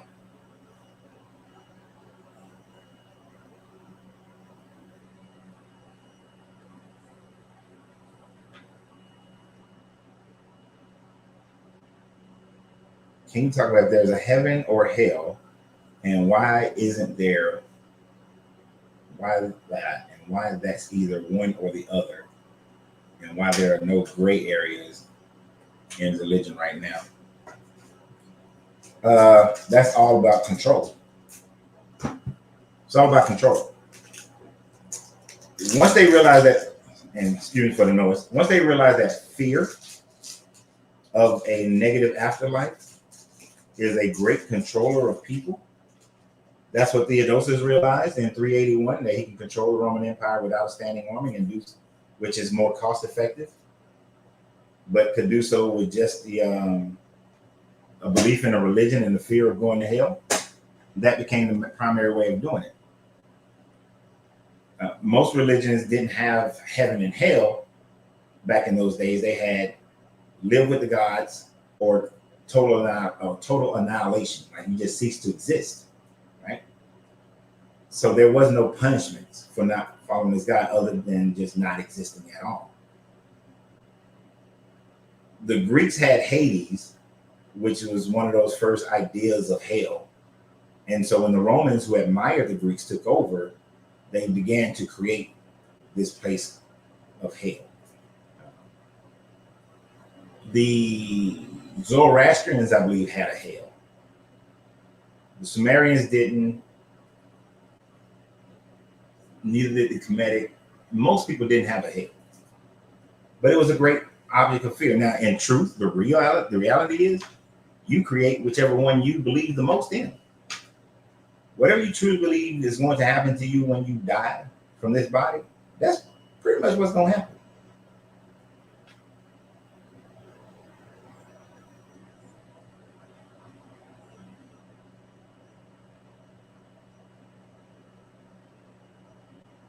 But you create your own.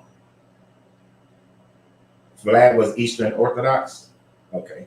Yeah, I knew he was a Christian. Very, very devout Christian at that. That's done. Why would Jesus or any religion make someone sick? Because they spoke against them. When we were created on our own will to do as we please, that makes no sense. It does. It defeats the purpose completely. But that's the fear thing. I will punish you if you don't believe in me. If you don't follow my tenets, if you don't believe in me, then I'm going to punish the shit out of you. So it gets you fearful and you're scared.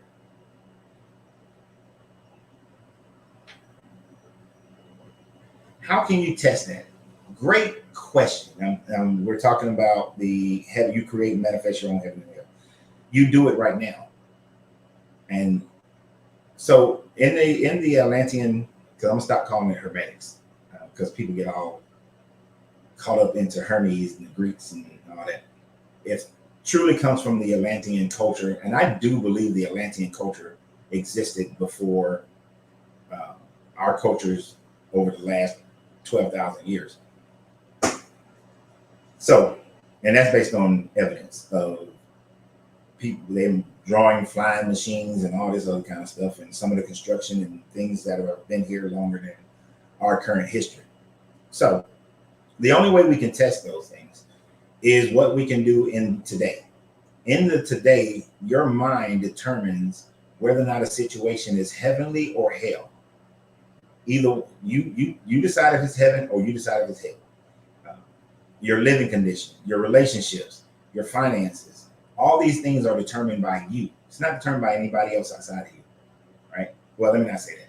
It can be determined by somebody outside of you if their will is stronger than yours, right? If their will is stronger than yours, it can be determined by them. But for the most part, everything you manifest in your life today is all your own creation, right? Now, as above, so below, as within, so without. Because we can demonstrate that whatever you do on the inside affects the outside, and whatever happens on the outside affects the inside, whatever happens in your lower vibration happens on your higher vibration, it would stand to reason that when you pass on from this, your consciousness is going to manifest either a high vibrational situation or a low vibrational situation, because your energy of your consciousness cannot be destroyed. So there, the annihilation, the oblivion, the ceasing to exist, no. So it has to go somewhere. It's going somewhere. But the only thing that will determine it is you, your consciousness. And it's that real belief that you have, not the one that you say out your mouth all the time. It's the real one, deep in the back of your brain.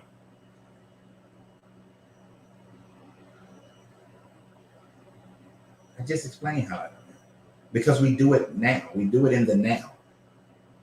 And since your energy doesn't die, logically, you would do it then and whatever it happens to your consciousness. Now, if you want hard, concrete proof to be able to open up a spatial fissure and see into somebody, into the next dimensional plane, we're not scientifically there yet. So it's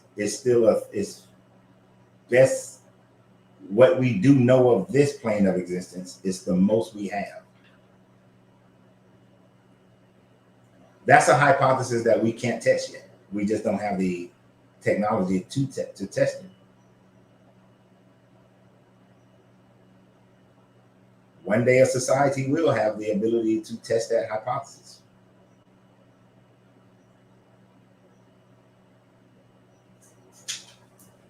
But it's a better hypothesis than these religions.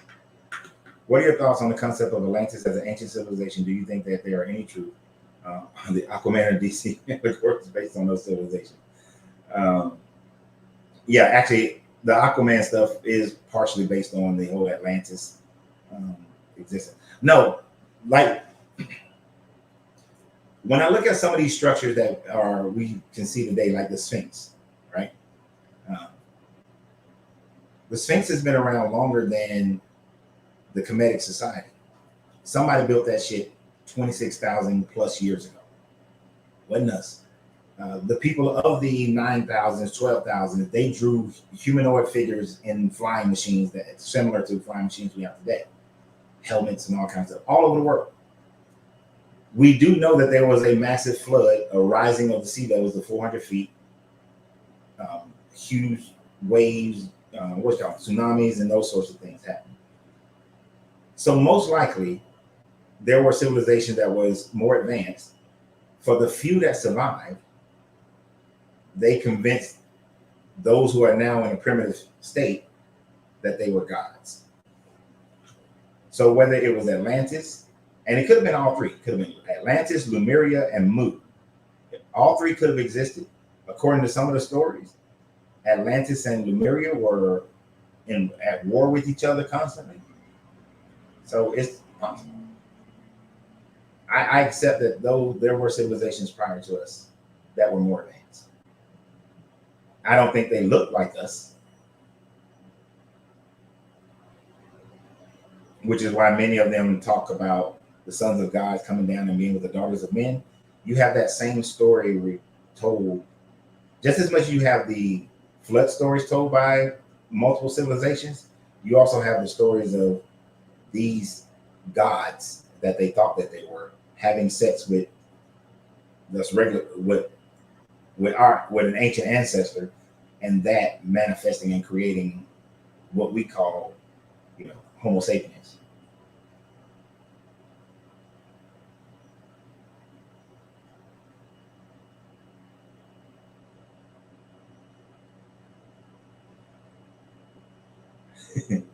Dustin said, I'm a single guy. What are your thoughts and beliefs on premarital sex? Do you think I'm damning myself by having sex with women before marriage?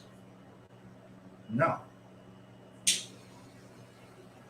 Let me light this up with that one.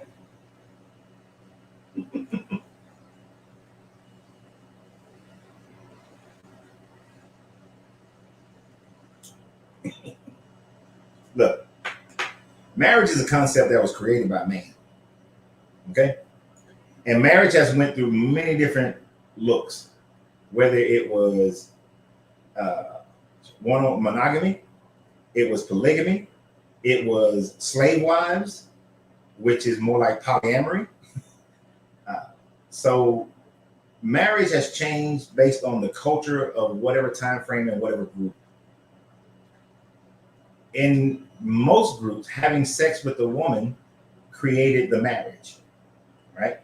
For the most part, except for when they went and had sex with prostitutes or things like that, then they were never married to the prostitute because they paid her as a financial exchange. So they looked at that differently. But that's dependent upon the society. According to if you were Christian or Jewish or Muslim, according to those, there's no such thing as premarital sex. You have sex with somebody, you're married to that person. They just might be your second, third, fourth, fifth wife. To divorce that person, you spend 30 days away from the person, don't deal with the person, and don't have sex with the person. The only way that I think that you're damaging yourself is that if you're damaging your own psyche. If you are having emotional stress from having sex with multiple women or different women, and it's creating negativity inside of you, then you need to stop. But if you're separating your emotions from the sex, for yourself, you're doing no harm. Now, are you doing those women harm though? Are they having emotionless sex with you? Or are they or are they emotionalizing the sex and attaching themselves to you? And if they're doing that, then you need to leave them alone, because now you're damaging those women. And we don't need to damage each other at all. My philosophy on all things is do whatever you want to do that pleases you, as long as it's not harming someone else. But you having sex with a woman and that woman becoming emotionally attached to you because she thinks that y'all are developing what is a marriage or heading in that direction, but you are completely out of that situation, that's not your mindset, you're damaging that woman. So you need to leave her alone.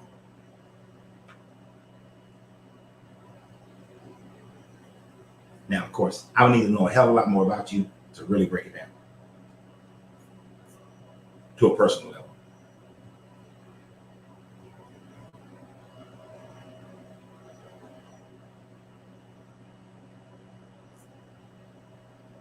I'm a little skeptical about the people who say they left this world and came back, all these near-death experiences, because it's near death. It's not death. It's only death in the way that we explain death. And if you talk to because at one point when I was younger, I wanted to be a anesthesiologist, a surgical anesthesiologist. And one of the things that I was told back in the 80s, so I don't know if the information is still the same, but this anesthesiologist who came to the school was like, he said that there were 12 levels of death, but we only understand 3, meaning that the ability to resuscitate somebody is 12 deep, but we can only go 3 deep. So a person can be at 10. There's an ability to resuscitate them. We just don't know how. So basically he was explaining, we don't really know when death truly occurs. So if a person went to the 5th level of death, but was able to bring themselves back, did they really die? No, they would not have. I don't think these people have went into real death. And then when you go into these situations, your brain can release your brain does release certain levels of serotonins and DMTs that can create hallucinations and dreams. And oftentimes these are based on what we already know, what they've already seen and what they already believe.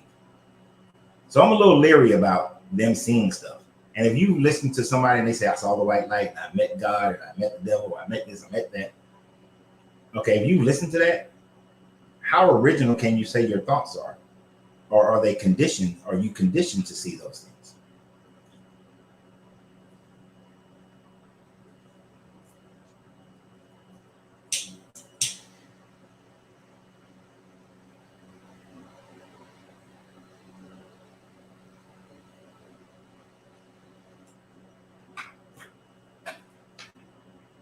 But yes, it's a lot of people say the gods walked among them, and that's why I think that's another reason why the the pre-civilizations of Earth, I'm more accepting of that.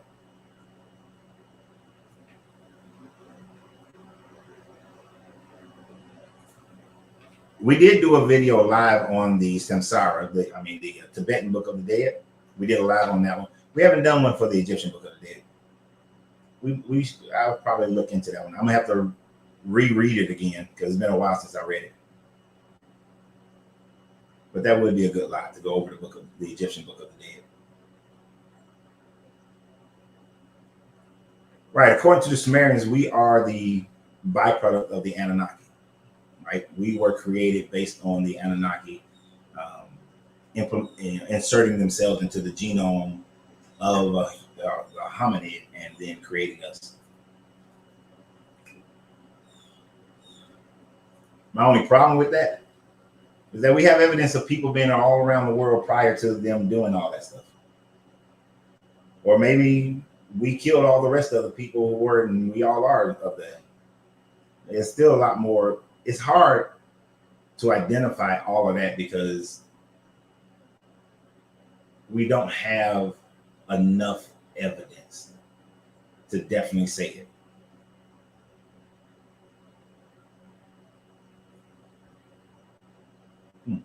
I like these kind of questions. I go through these scenarios in my mind.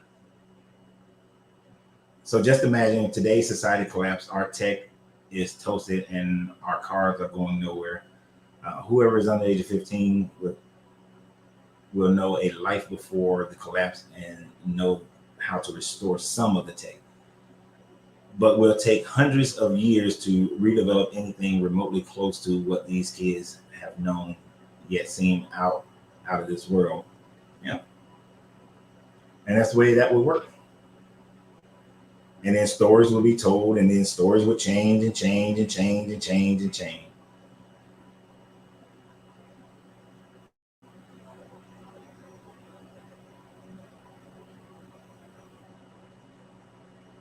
Yeah, because it's a huge game of telephone.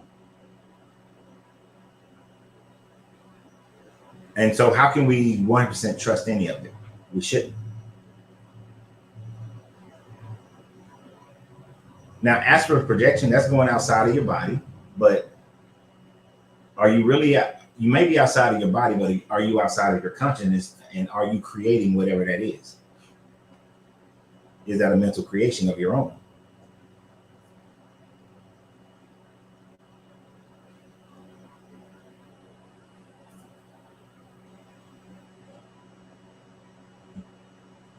Trauma says that he had a near-death experience, and it was just black.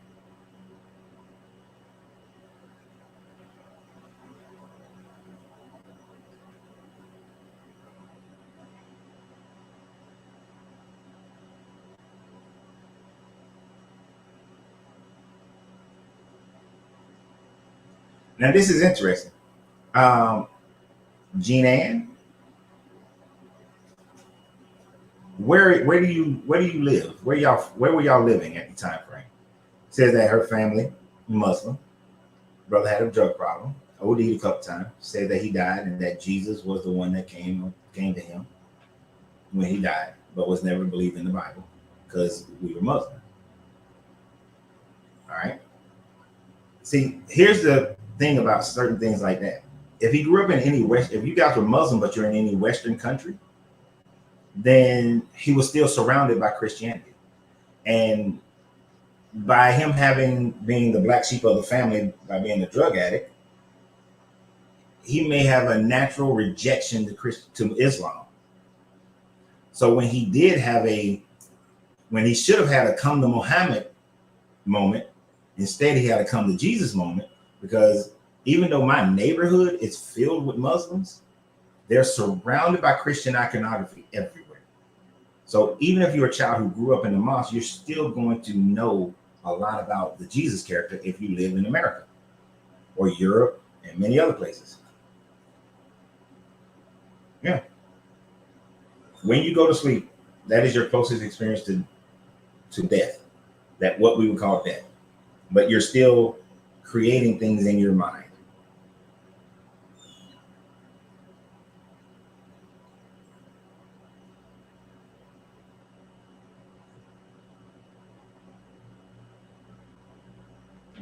That would be interesting. They drained the dogs and then brought them back to life. And I fell a little bit behind.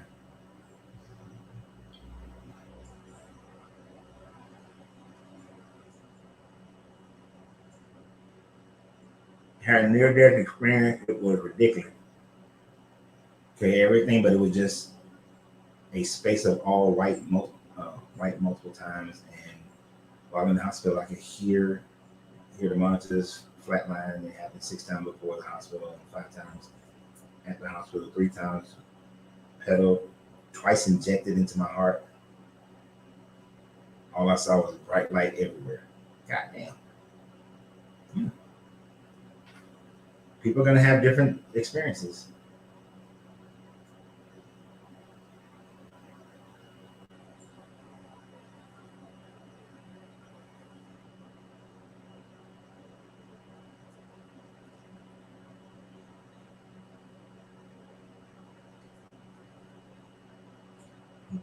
Do I think in our lifetime that aliens will reveal themselves? I don't think that aliens are going to reveal themselves. I think that beings that have those previous civilization beings will reveal themselves, and they will seem alien to us. But coming from unless our galaxy our solar system rather, is so remote that unless I'm a Star Trek fan, so I'm gonna use Star Trek terminology. Unless a wormhole or a folding space or some transwarp conduits are utilized by some other civilization, I don't think we're worth traveling to. I don't think we're worth traveling to. We're not in a dense area of space, within our galaxy. We're kind of like out in the country.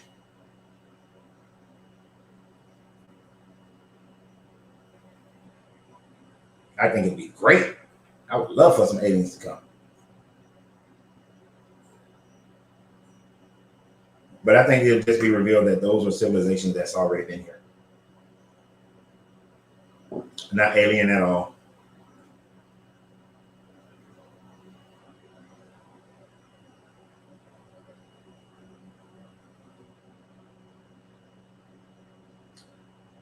Grand Rising, Jeremy. I'm glad you liked when we did the Tibetan Book of the Dead. And I'm telling you that samsara, the process of samsara, is like one of the best explanations for what happens to your mind after you dead, after you pass on. Well, human, I'm sorry that you're late, but you know how it goes. Once we pass like them first 30, after about 30, 45 minutes, we just talking about whatever. We did Numbers 28 and 29. It was kind of boring, just a whole bunch of killing animals.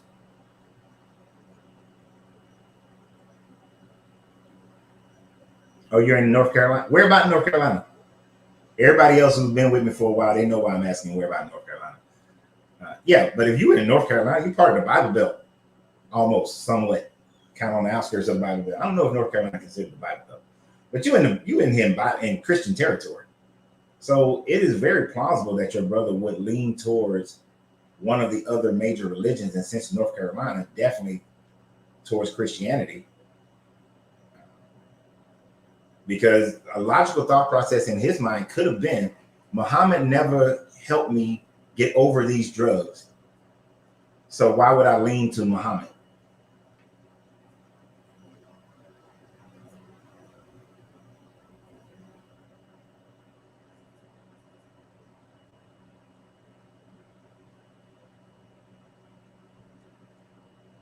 Nope, nope, nope, nope, no, no, no.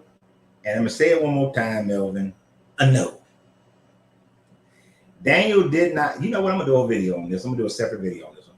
Daniel did not prophesize the other kingdoms that would come, because Daniel was written during the time frame that the Levant was controlled already by the Greeks. I mean, controlled by the Persians, right? So, no, then sorry, go back to that.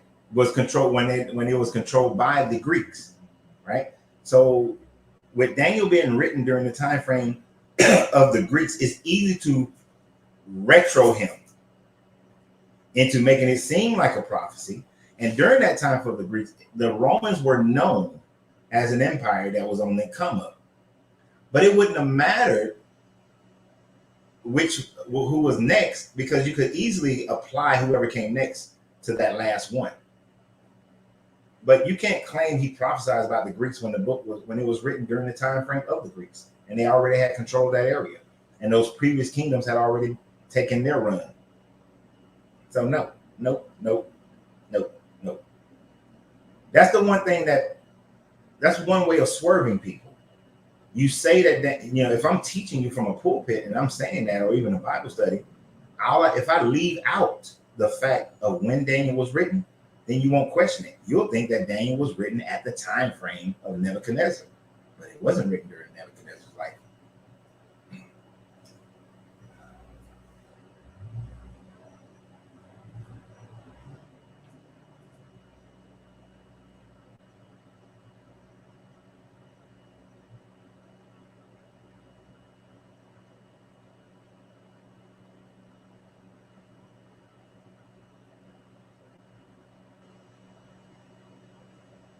Yeah, Lawrence, people are always claiming that Jesus appeared to them. Look, when I was a Christian, I thought I saw Jesus on the floor of the gym. Like there was a pattern in the floor of the gym. And then I thought about it and I said, wait, the image that I had that I thought I saw on the floor is an image that I've grown up seeing of Jesus. So that's not Jesus appearing to me. That's my mind seeing an image and seeing how that image resembles what's been taught to me of that Jesus looked like. The real, if any of the Yeshua, anybody who lived during that time frame, don't look like Jesus, that man that we believe Jesus looked like, we wouldn't even be able to identify him as Jesus.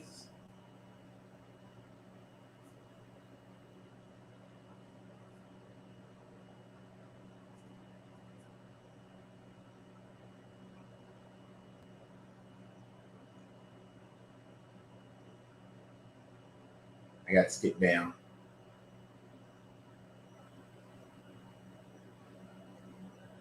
I still want Jen Ann to tell me what part of North Carolina. I don't know. She might have already had.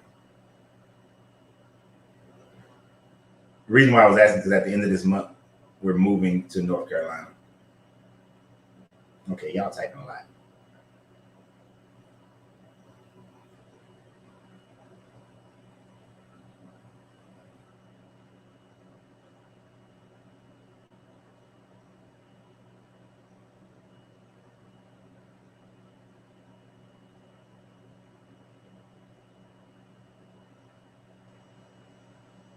All right, I had to skip down to the bottom.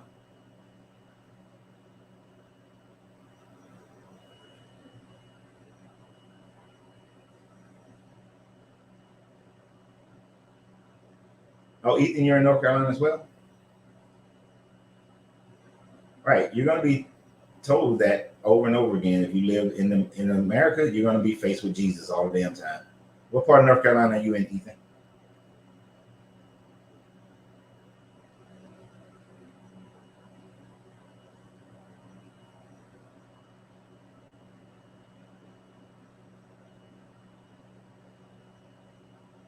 Right. The Jesus toast in St. Petersburg, the Mary on the side of that building.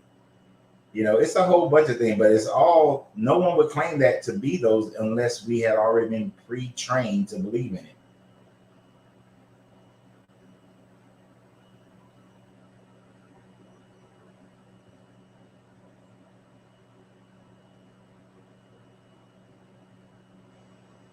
It's not remarkable that the common occurrence is happening in a place that um, goes against it. Uh, when you look at people who feel oppressed by something, for them to switch to something else that is big and well known is a normal thing. Like anytime somebody leaves one religion, most of the time they seek after the next another big religion and get their comfort in that one, that where they would think they're going to have more freedom from the oppression.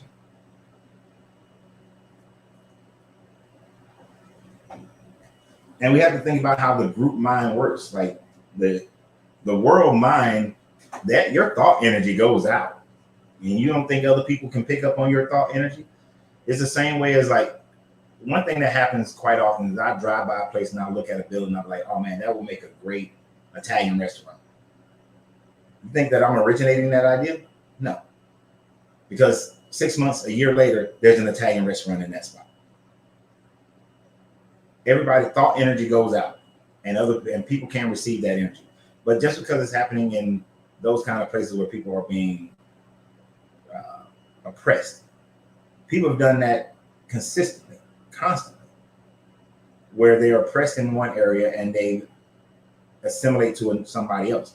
I wouldn't be surprised to see many people in Saudi Arabia assimilate to Christianity or Judaism because of the stresses that are in Saudi Arabia, especially women. Look at the women in Iran right now. I wouldn't be surprised if many of those women, because they see Christianity as more liberated towards women, wouldn't move to Christianity. But that doesn't validate Christianity because they move to it. Because then I can say, well, look at the prison systems and how many people convert from Christianity to Islam out of the prison system. Does that validate Islam because all of them are converting over to Islam and saying they had an experience? Do I think that Elijah Muhammad showed up in Malcolm X's prison cell? Hell no. In his mind. Oh, you're in Greensboro? Okay. Because I know that's it. We're moving to Wilmington. I don't know where Stanley County is.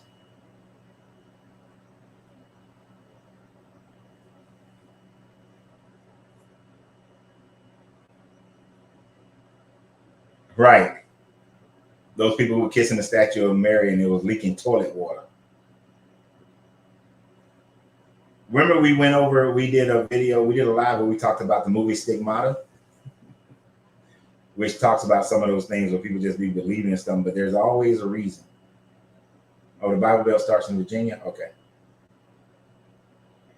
But yeah, Jesus is everywhere in America. If a person finds themselves downtrodden and then they emotionally want a way out, most likely they don't choose Jesus. Unless you was already a Christian and then you want an emotional way out, then you're going to choose something else. That's why controlling your emotions is vital to your growth vital to the growth of your consciousness.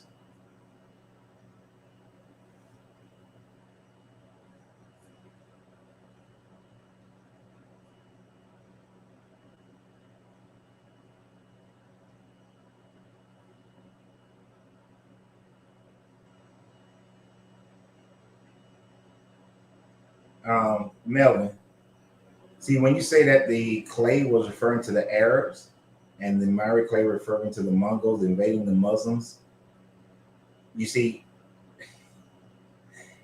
that's what you're saying. But do you know that about 25 to 30 years ago, they were saying that the clay was referring to what the breakup of the Roman Empire and how all the nations that were then created in the breakup of the Roman Empire, that was the clay. That was the mixed up clay. You see, we can change, we can make it be whatever we want it to be by looking back, but you're only saying that because you're looking back at history. Now, if Daniel had said that it's going to be the Arabs and all that, that's different. And then we're looking at the fact that it's written during a time frame where there was no such thing as an Arab, where they didn't really know about Arabs. They didn't know about Mongols. If they had said it, if he had said those names, yeah. But people just attributing stuff.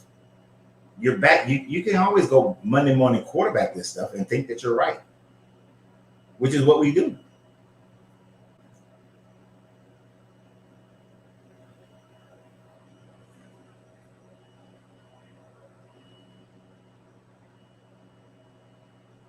No, I'm not saying that they were looking for the other religion.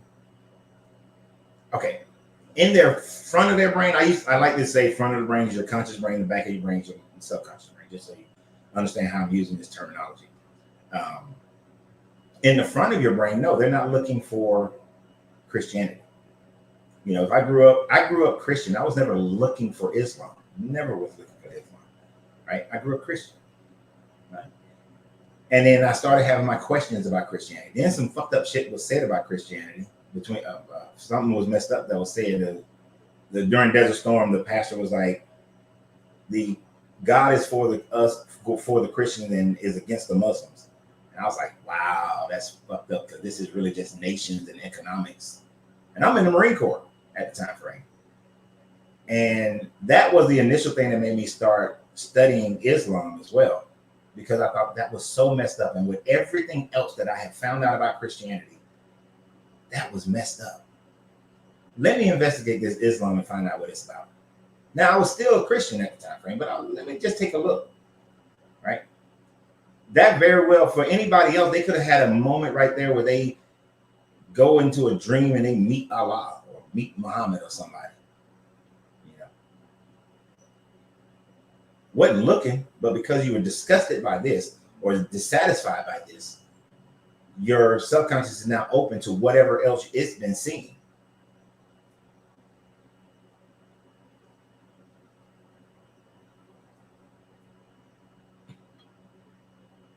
The Bible Belt just supposed to be like the Southeast, this portions of the Southeast that's very highly religious.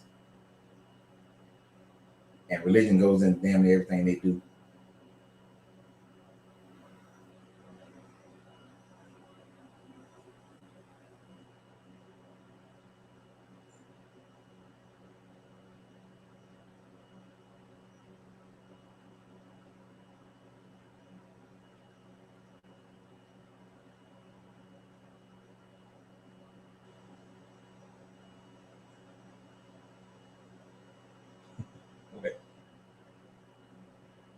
Coach, you said sleep is close to death. When I sleep, I'm always flying or going underground protecting people. Has anyone else had these types of dreams, or when I'm lying in bed, it feels like my bed is shaking? Okay. Sometimes I fly. I don't think I've ever been underground. I'm always above ground, or I'm in space somewhere. I'm on another planet or another reality.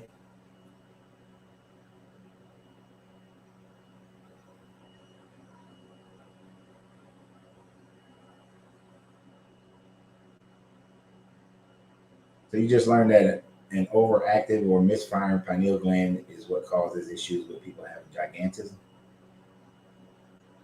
Is it the pineal gland that does that? I used to know because I was an Andre the Giant fan, but now I don't remember. Oh, that's near Concord? Gotcha, Ethan. I had fallen way behind y'all. Appreciate your arrow. Always grateful for that. You and your complexion plate. You're killing me, dude.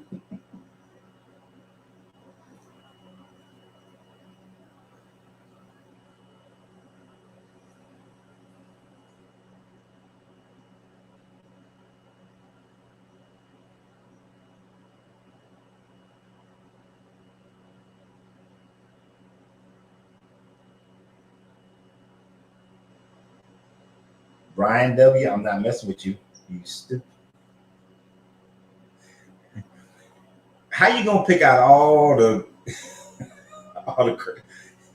You see how Brian threw all y'all under the bus? Trauma and Spivey and John, and Nikki, and then threw Brian B in there too with South Africa. I can't deal with it. Some of y'all be doing stuff. So Concord is almost 3 hours from Wilmington. Oh, that must be over there by. Is that near Charlotte or something?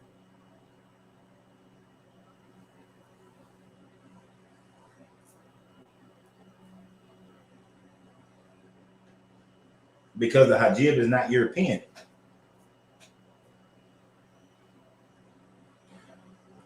Well, let me not say it that way.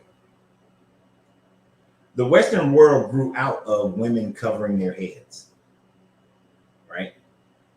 So since the Western world doesn't remember that, they used to force women to cover their heads, especially since like what about the 1600s? They forgot. It's been a long time, so now they look down on that.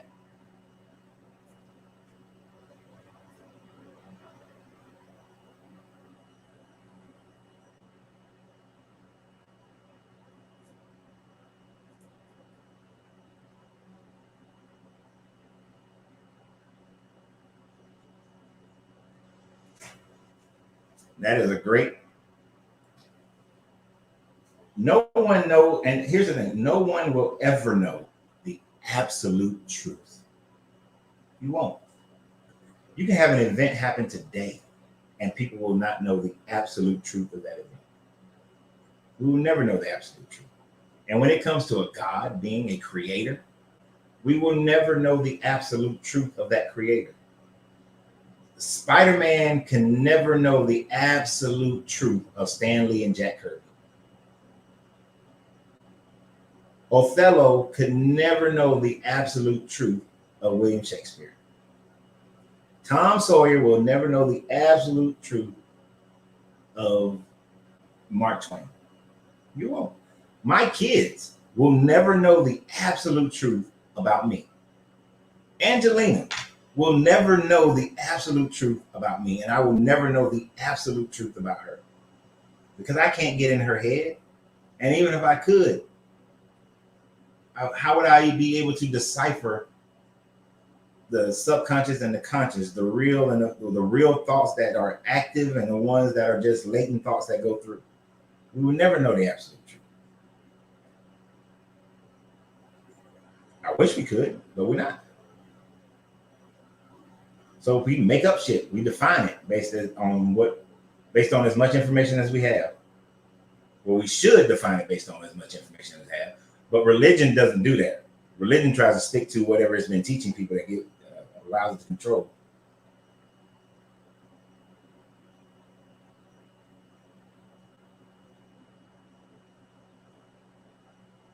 Let me catch up.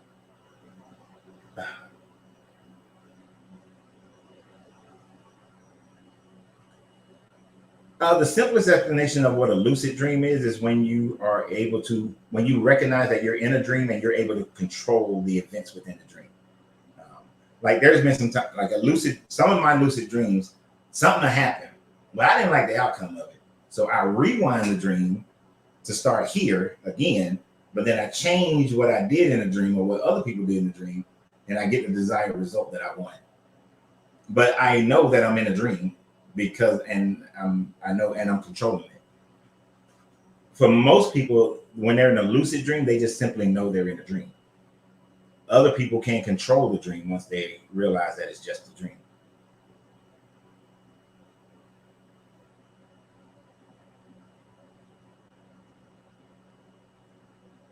Good question. Let's say when I leave this existence, I meet some entity that says that I am God. I'm the creator of this universe. One of my questions is going to be like, who created you? Where'd you come from? And I'm not accepting of I've always been eternal. No. That's not acceptable. Who made you? What is your purpose? And if you made all this bullshit, Well, it depends on which God. If he claims to be and so let me rephrase that a little bit. If he claims to be the God of any of these books, oh, I got a whole bunch of books. Look him. You about to go in timeout because you fucked up.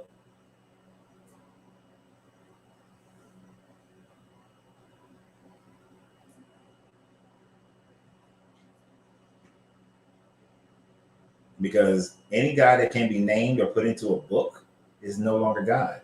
It's bound to the powers of that God in that book, and that is limiting.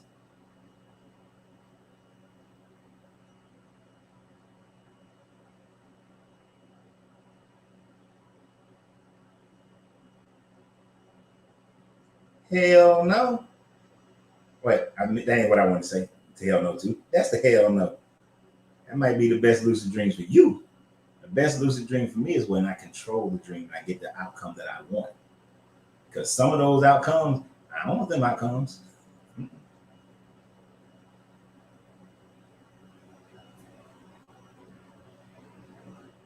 Because I was having this dream that somehow me and one of my exes got together, and it was probably the worst ex I ever had. And then I was allowing her to control me. Shit.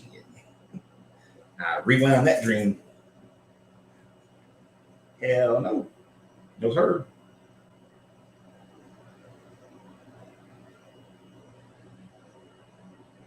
I sure would. I put you in timeout. If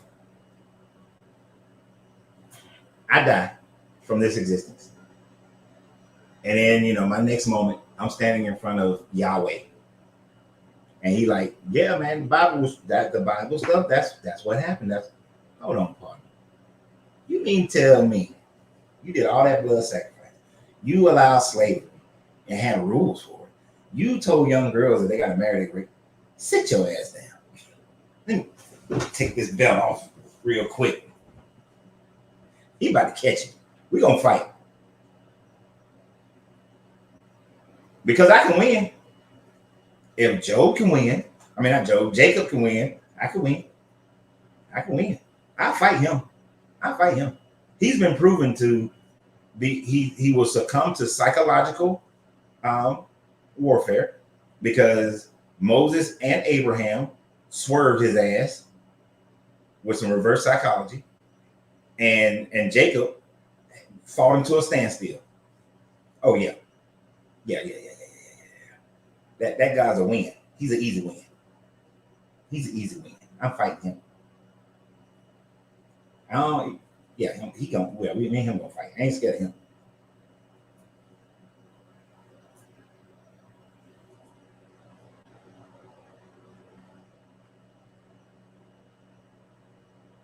Names and descriptions in our communicated actions. Almost all religions admit we can't fully understand all about God. They shouldn't even try to attempt to understand any God that can be defined in any format is no longer God because a creator would be undefinable and unknowable.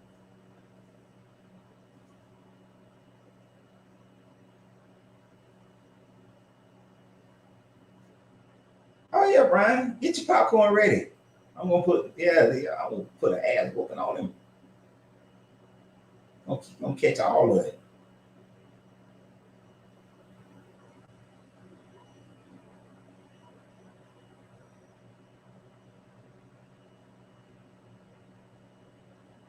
Right.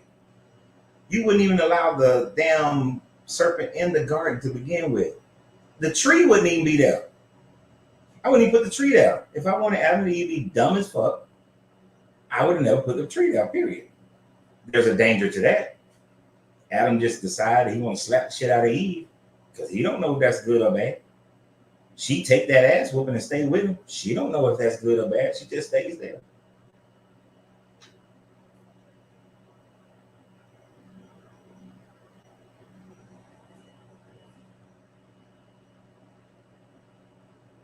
Get me a white chair and everything and whoop that guy's ass.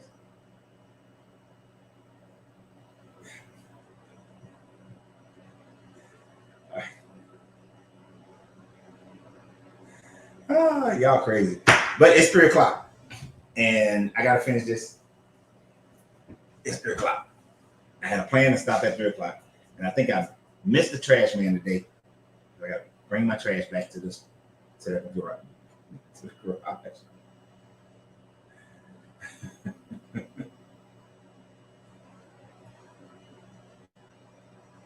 So, all right, for everybody who's a part of the subscription group on Facebook, YouTube, y'all got the first video. It loads perfectly fine for members only. I cannot figure out how to, well, I figured out how to load videos and comments, and I know I already put it in the group, the subscription group for Facebook. But for some reason, it won't let me upload the video. I'm gonna try a different methodology of uploading that video today, and hopefully it will upload today. It may be the length of the video is the problem. You know what? That might be the problem. But that's piss poor. It's just 22 minutes. All right, I'll try a shorter version of it, and we'll see if it works. We'll do like a 10-minute video and see. Or no, you know what? I'm gonna cut the video in half and see if it'll upload to Facebook. So everybody in the subscription group, I know you're supposed to get it yesterday, but you're gonna get it today, one way or another. Okay. So my apologies that y'all didn't get it yesterday. There was a great conversation because I was worried this morning because I was like, Numbers 28 and 29 is not much there. So I appreciate you guys. We will be back tomorrow. No, my appointment is at 8:30. I probably won't get there by 8:45. We should start on time tomorrow because even though I got a doctor's appointment, but we'll start tomorrow on time. Yeah. So tomorrow, 12 o'clock. I will see you guys here for our conversation. Don't know what we're going to talk about yet. I will look into the Egyptian Book of the Dead. I'm going to have to reread it. So let me reread it first, and then I'll know. Now, I can't read things very quickly. So let me reread it, and I know it's going to be like spark plug to gasoline. That's right. Oh, yeah, that's right. So we're going to do the Egyptian Book of the Dead, but that's not going to be tomorrow, more than likely. But it'll be soon. All right. So until then, the videos that I'm about to make right now, that's why I have to get off at 3. Eat lunch, make videos. The videos I'm about to make, they should hit in about 2 hours or so. Please share those videos, check those videos out. I greatly appreciate you guys for all the sharing. You have grown this channel so that I can do this as much as I'm doing it now, and it is all because of you guys, and I thank you very, very much for you guys being here. Thank you, Errol, for the collection plate, as you say. And for anybody who's wondering what I'm talking about subscriptions, in our subscription group, I decided this year to do a subscription group where we're going to go deeper and deeper into the Atlantean, Hermetic, Kemetic, the laws, becoming a master of the Hermetic laws, and the understanding of how to raise your consciousness to a higher degree. Things that we're going to go into levels of it that I don't do on here. And I'm using a lot of my coaching techniques when I'm working with someone one-on-one to help them in this process. And I'm using some of them. I'm not using all of them because that's why people have the coaching, and it's important for them to have that distinction. So if anybody wants to join those on YouTube, don't become an apprentice member. You have to be a master. You have to join the master or alchemist membership level in order to be a part of it. Facebook, there's only one membership on there. But we're going through those things, and we're going to also in those, we're going to work on also our health and our finances and our relationships as well. Because those are the measurements that we're using to identify whether you're becoming a master or not, right? Because to become a master, you have to master those aspects of your life. It's harder to measure if you're mastering your emotions, or you're mastering your shame, your guilt, your fears.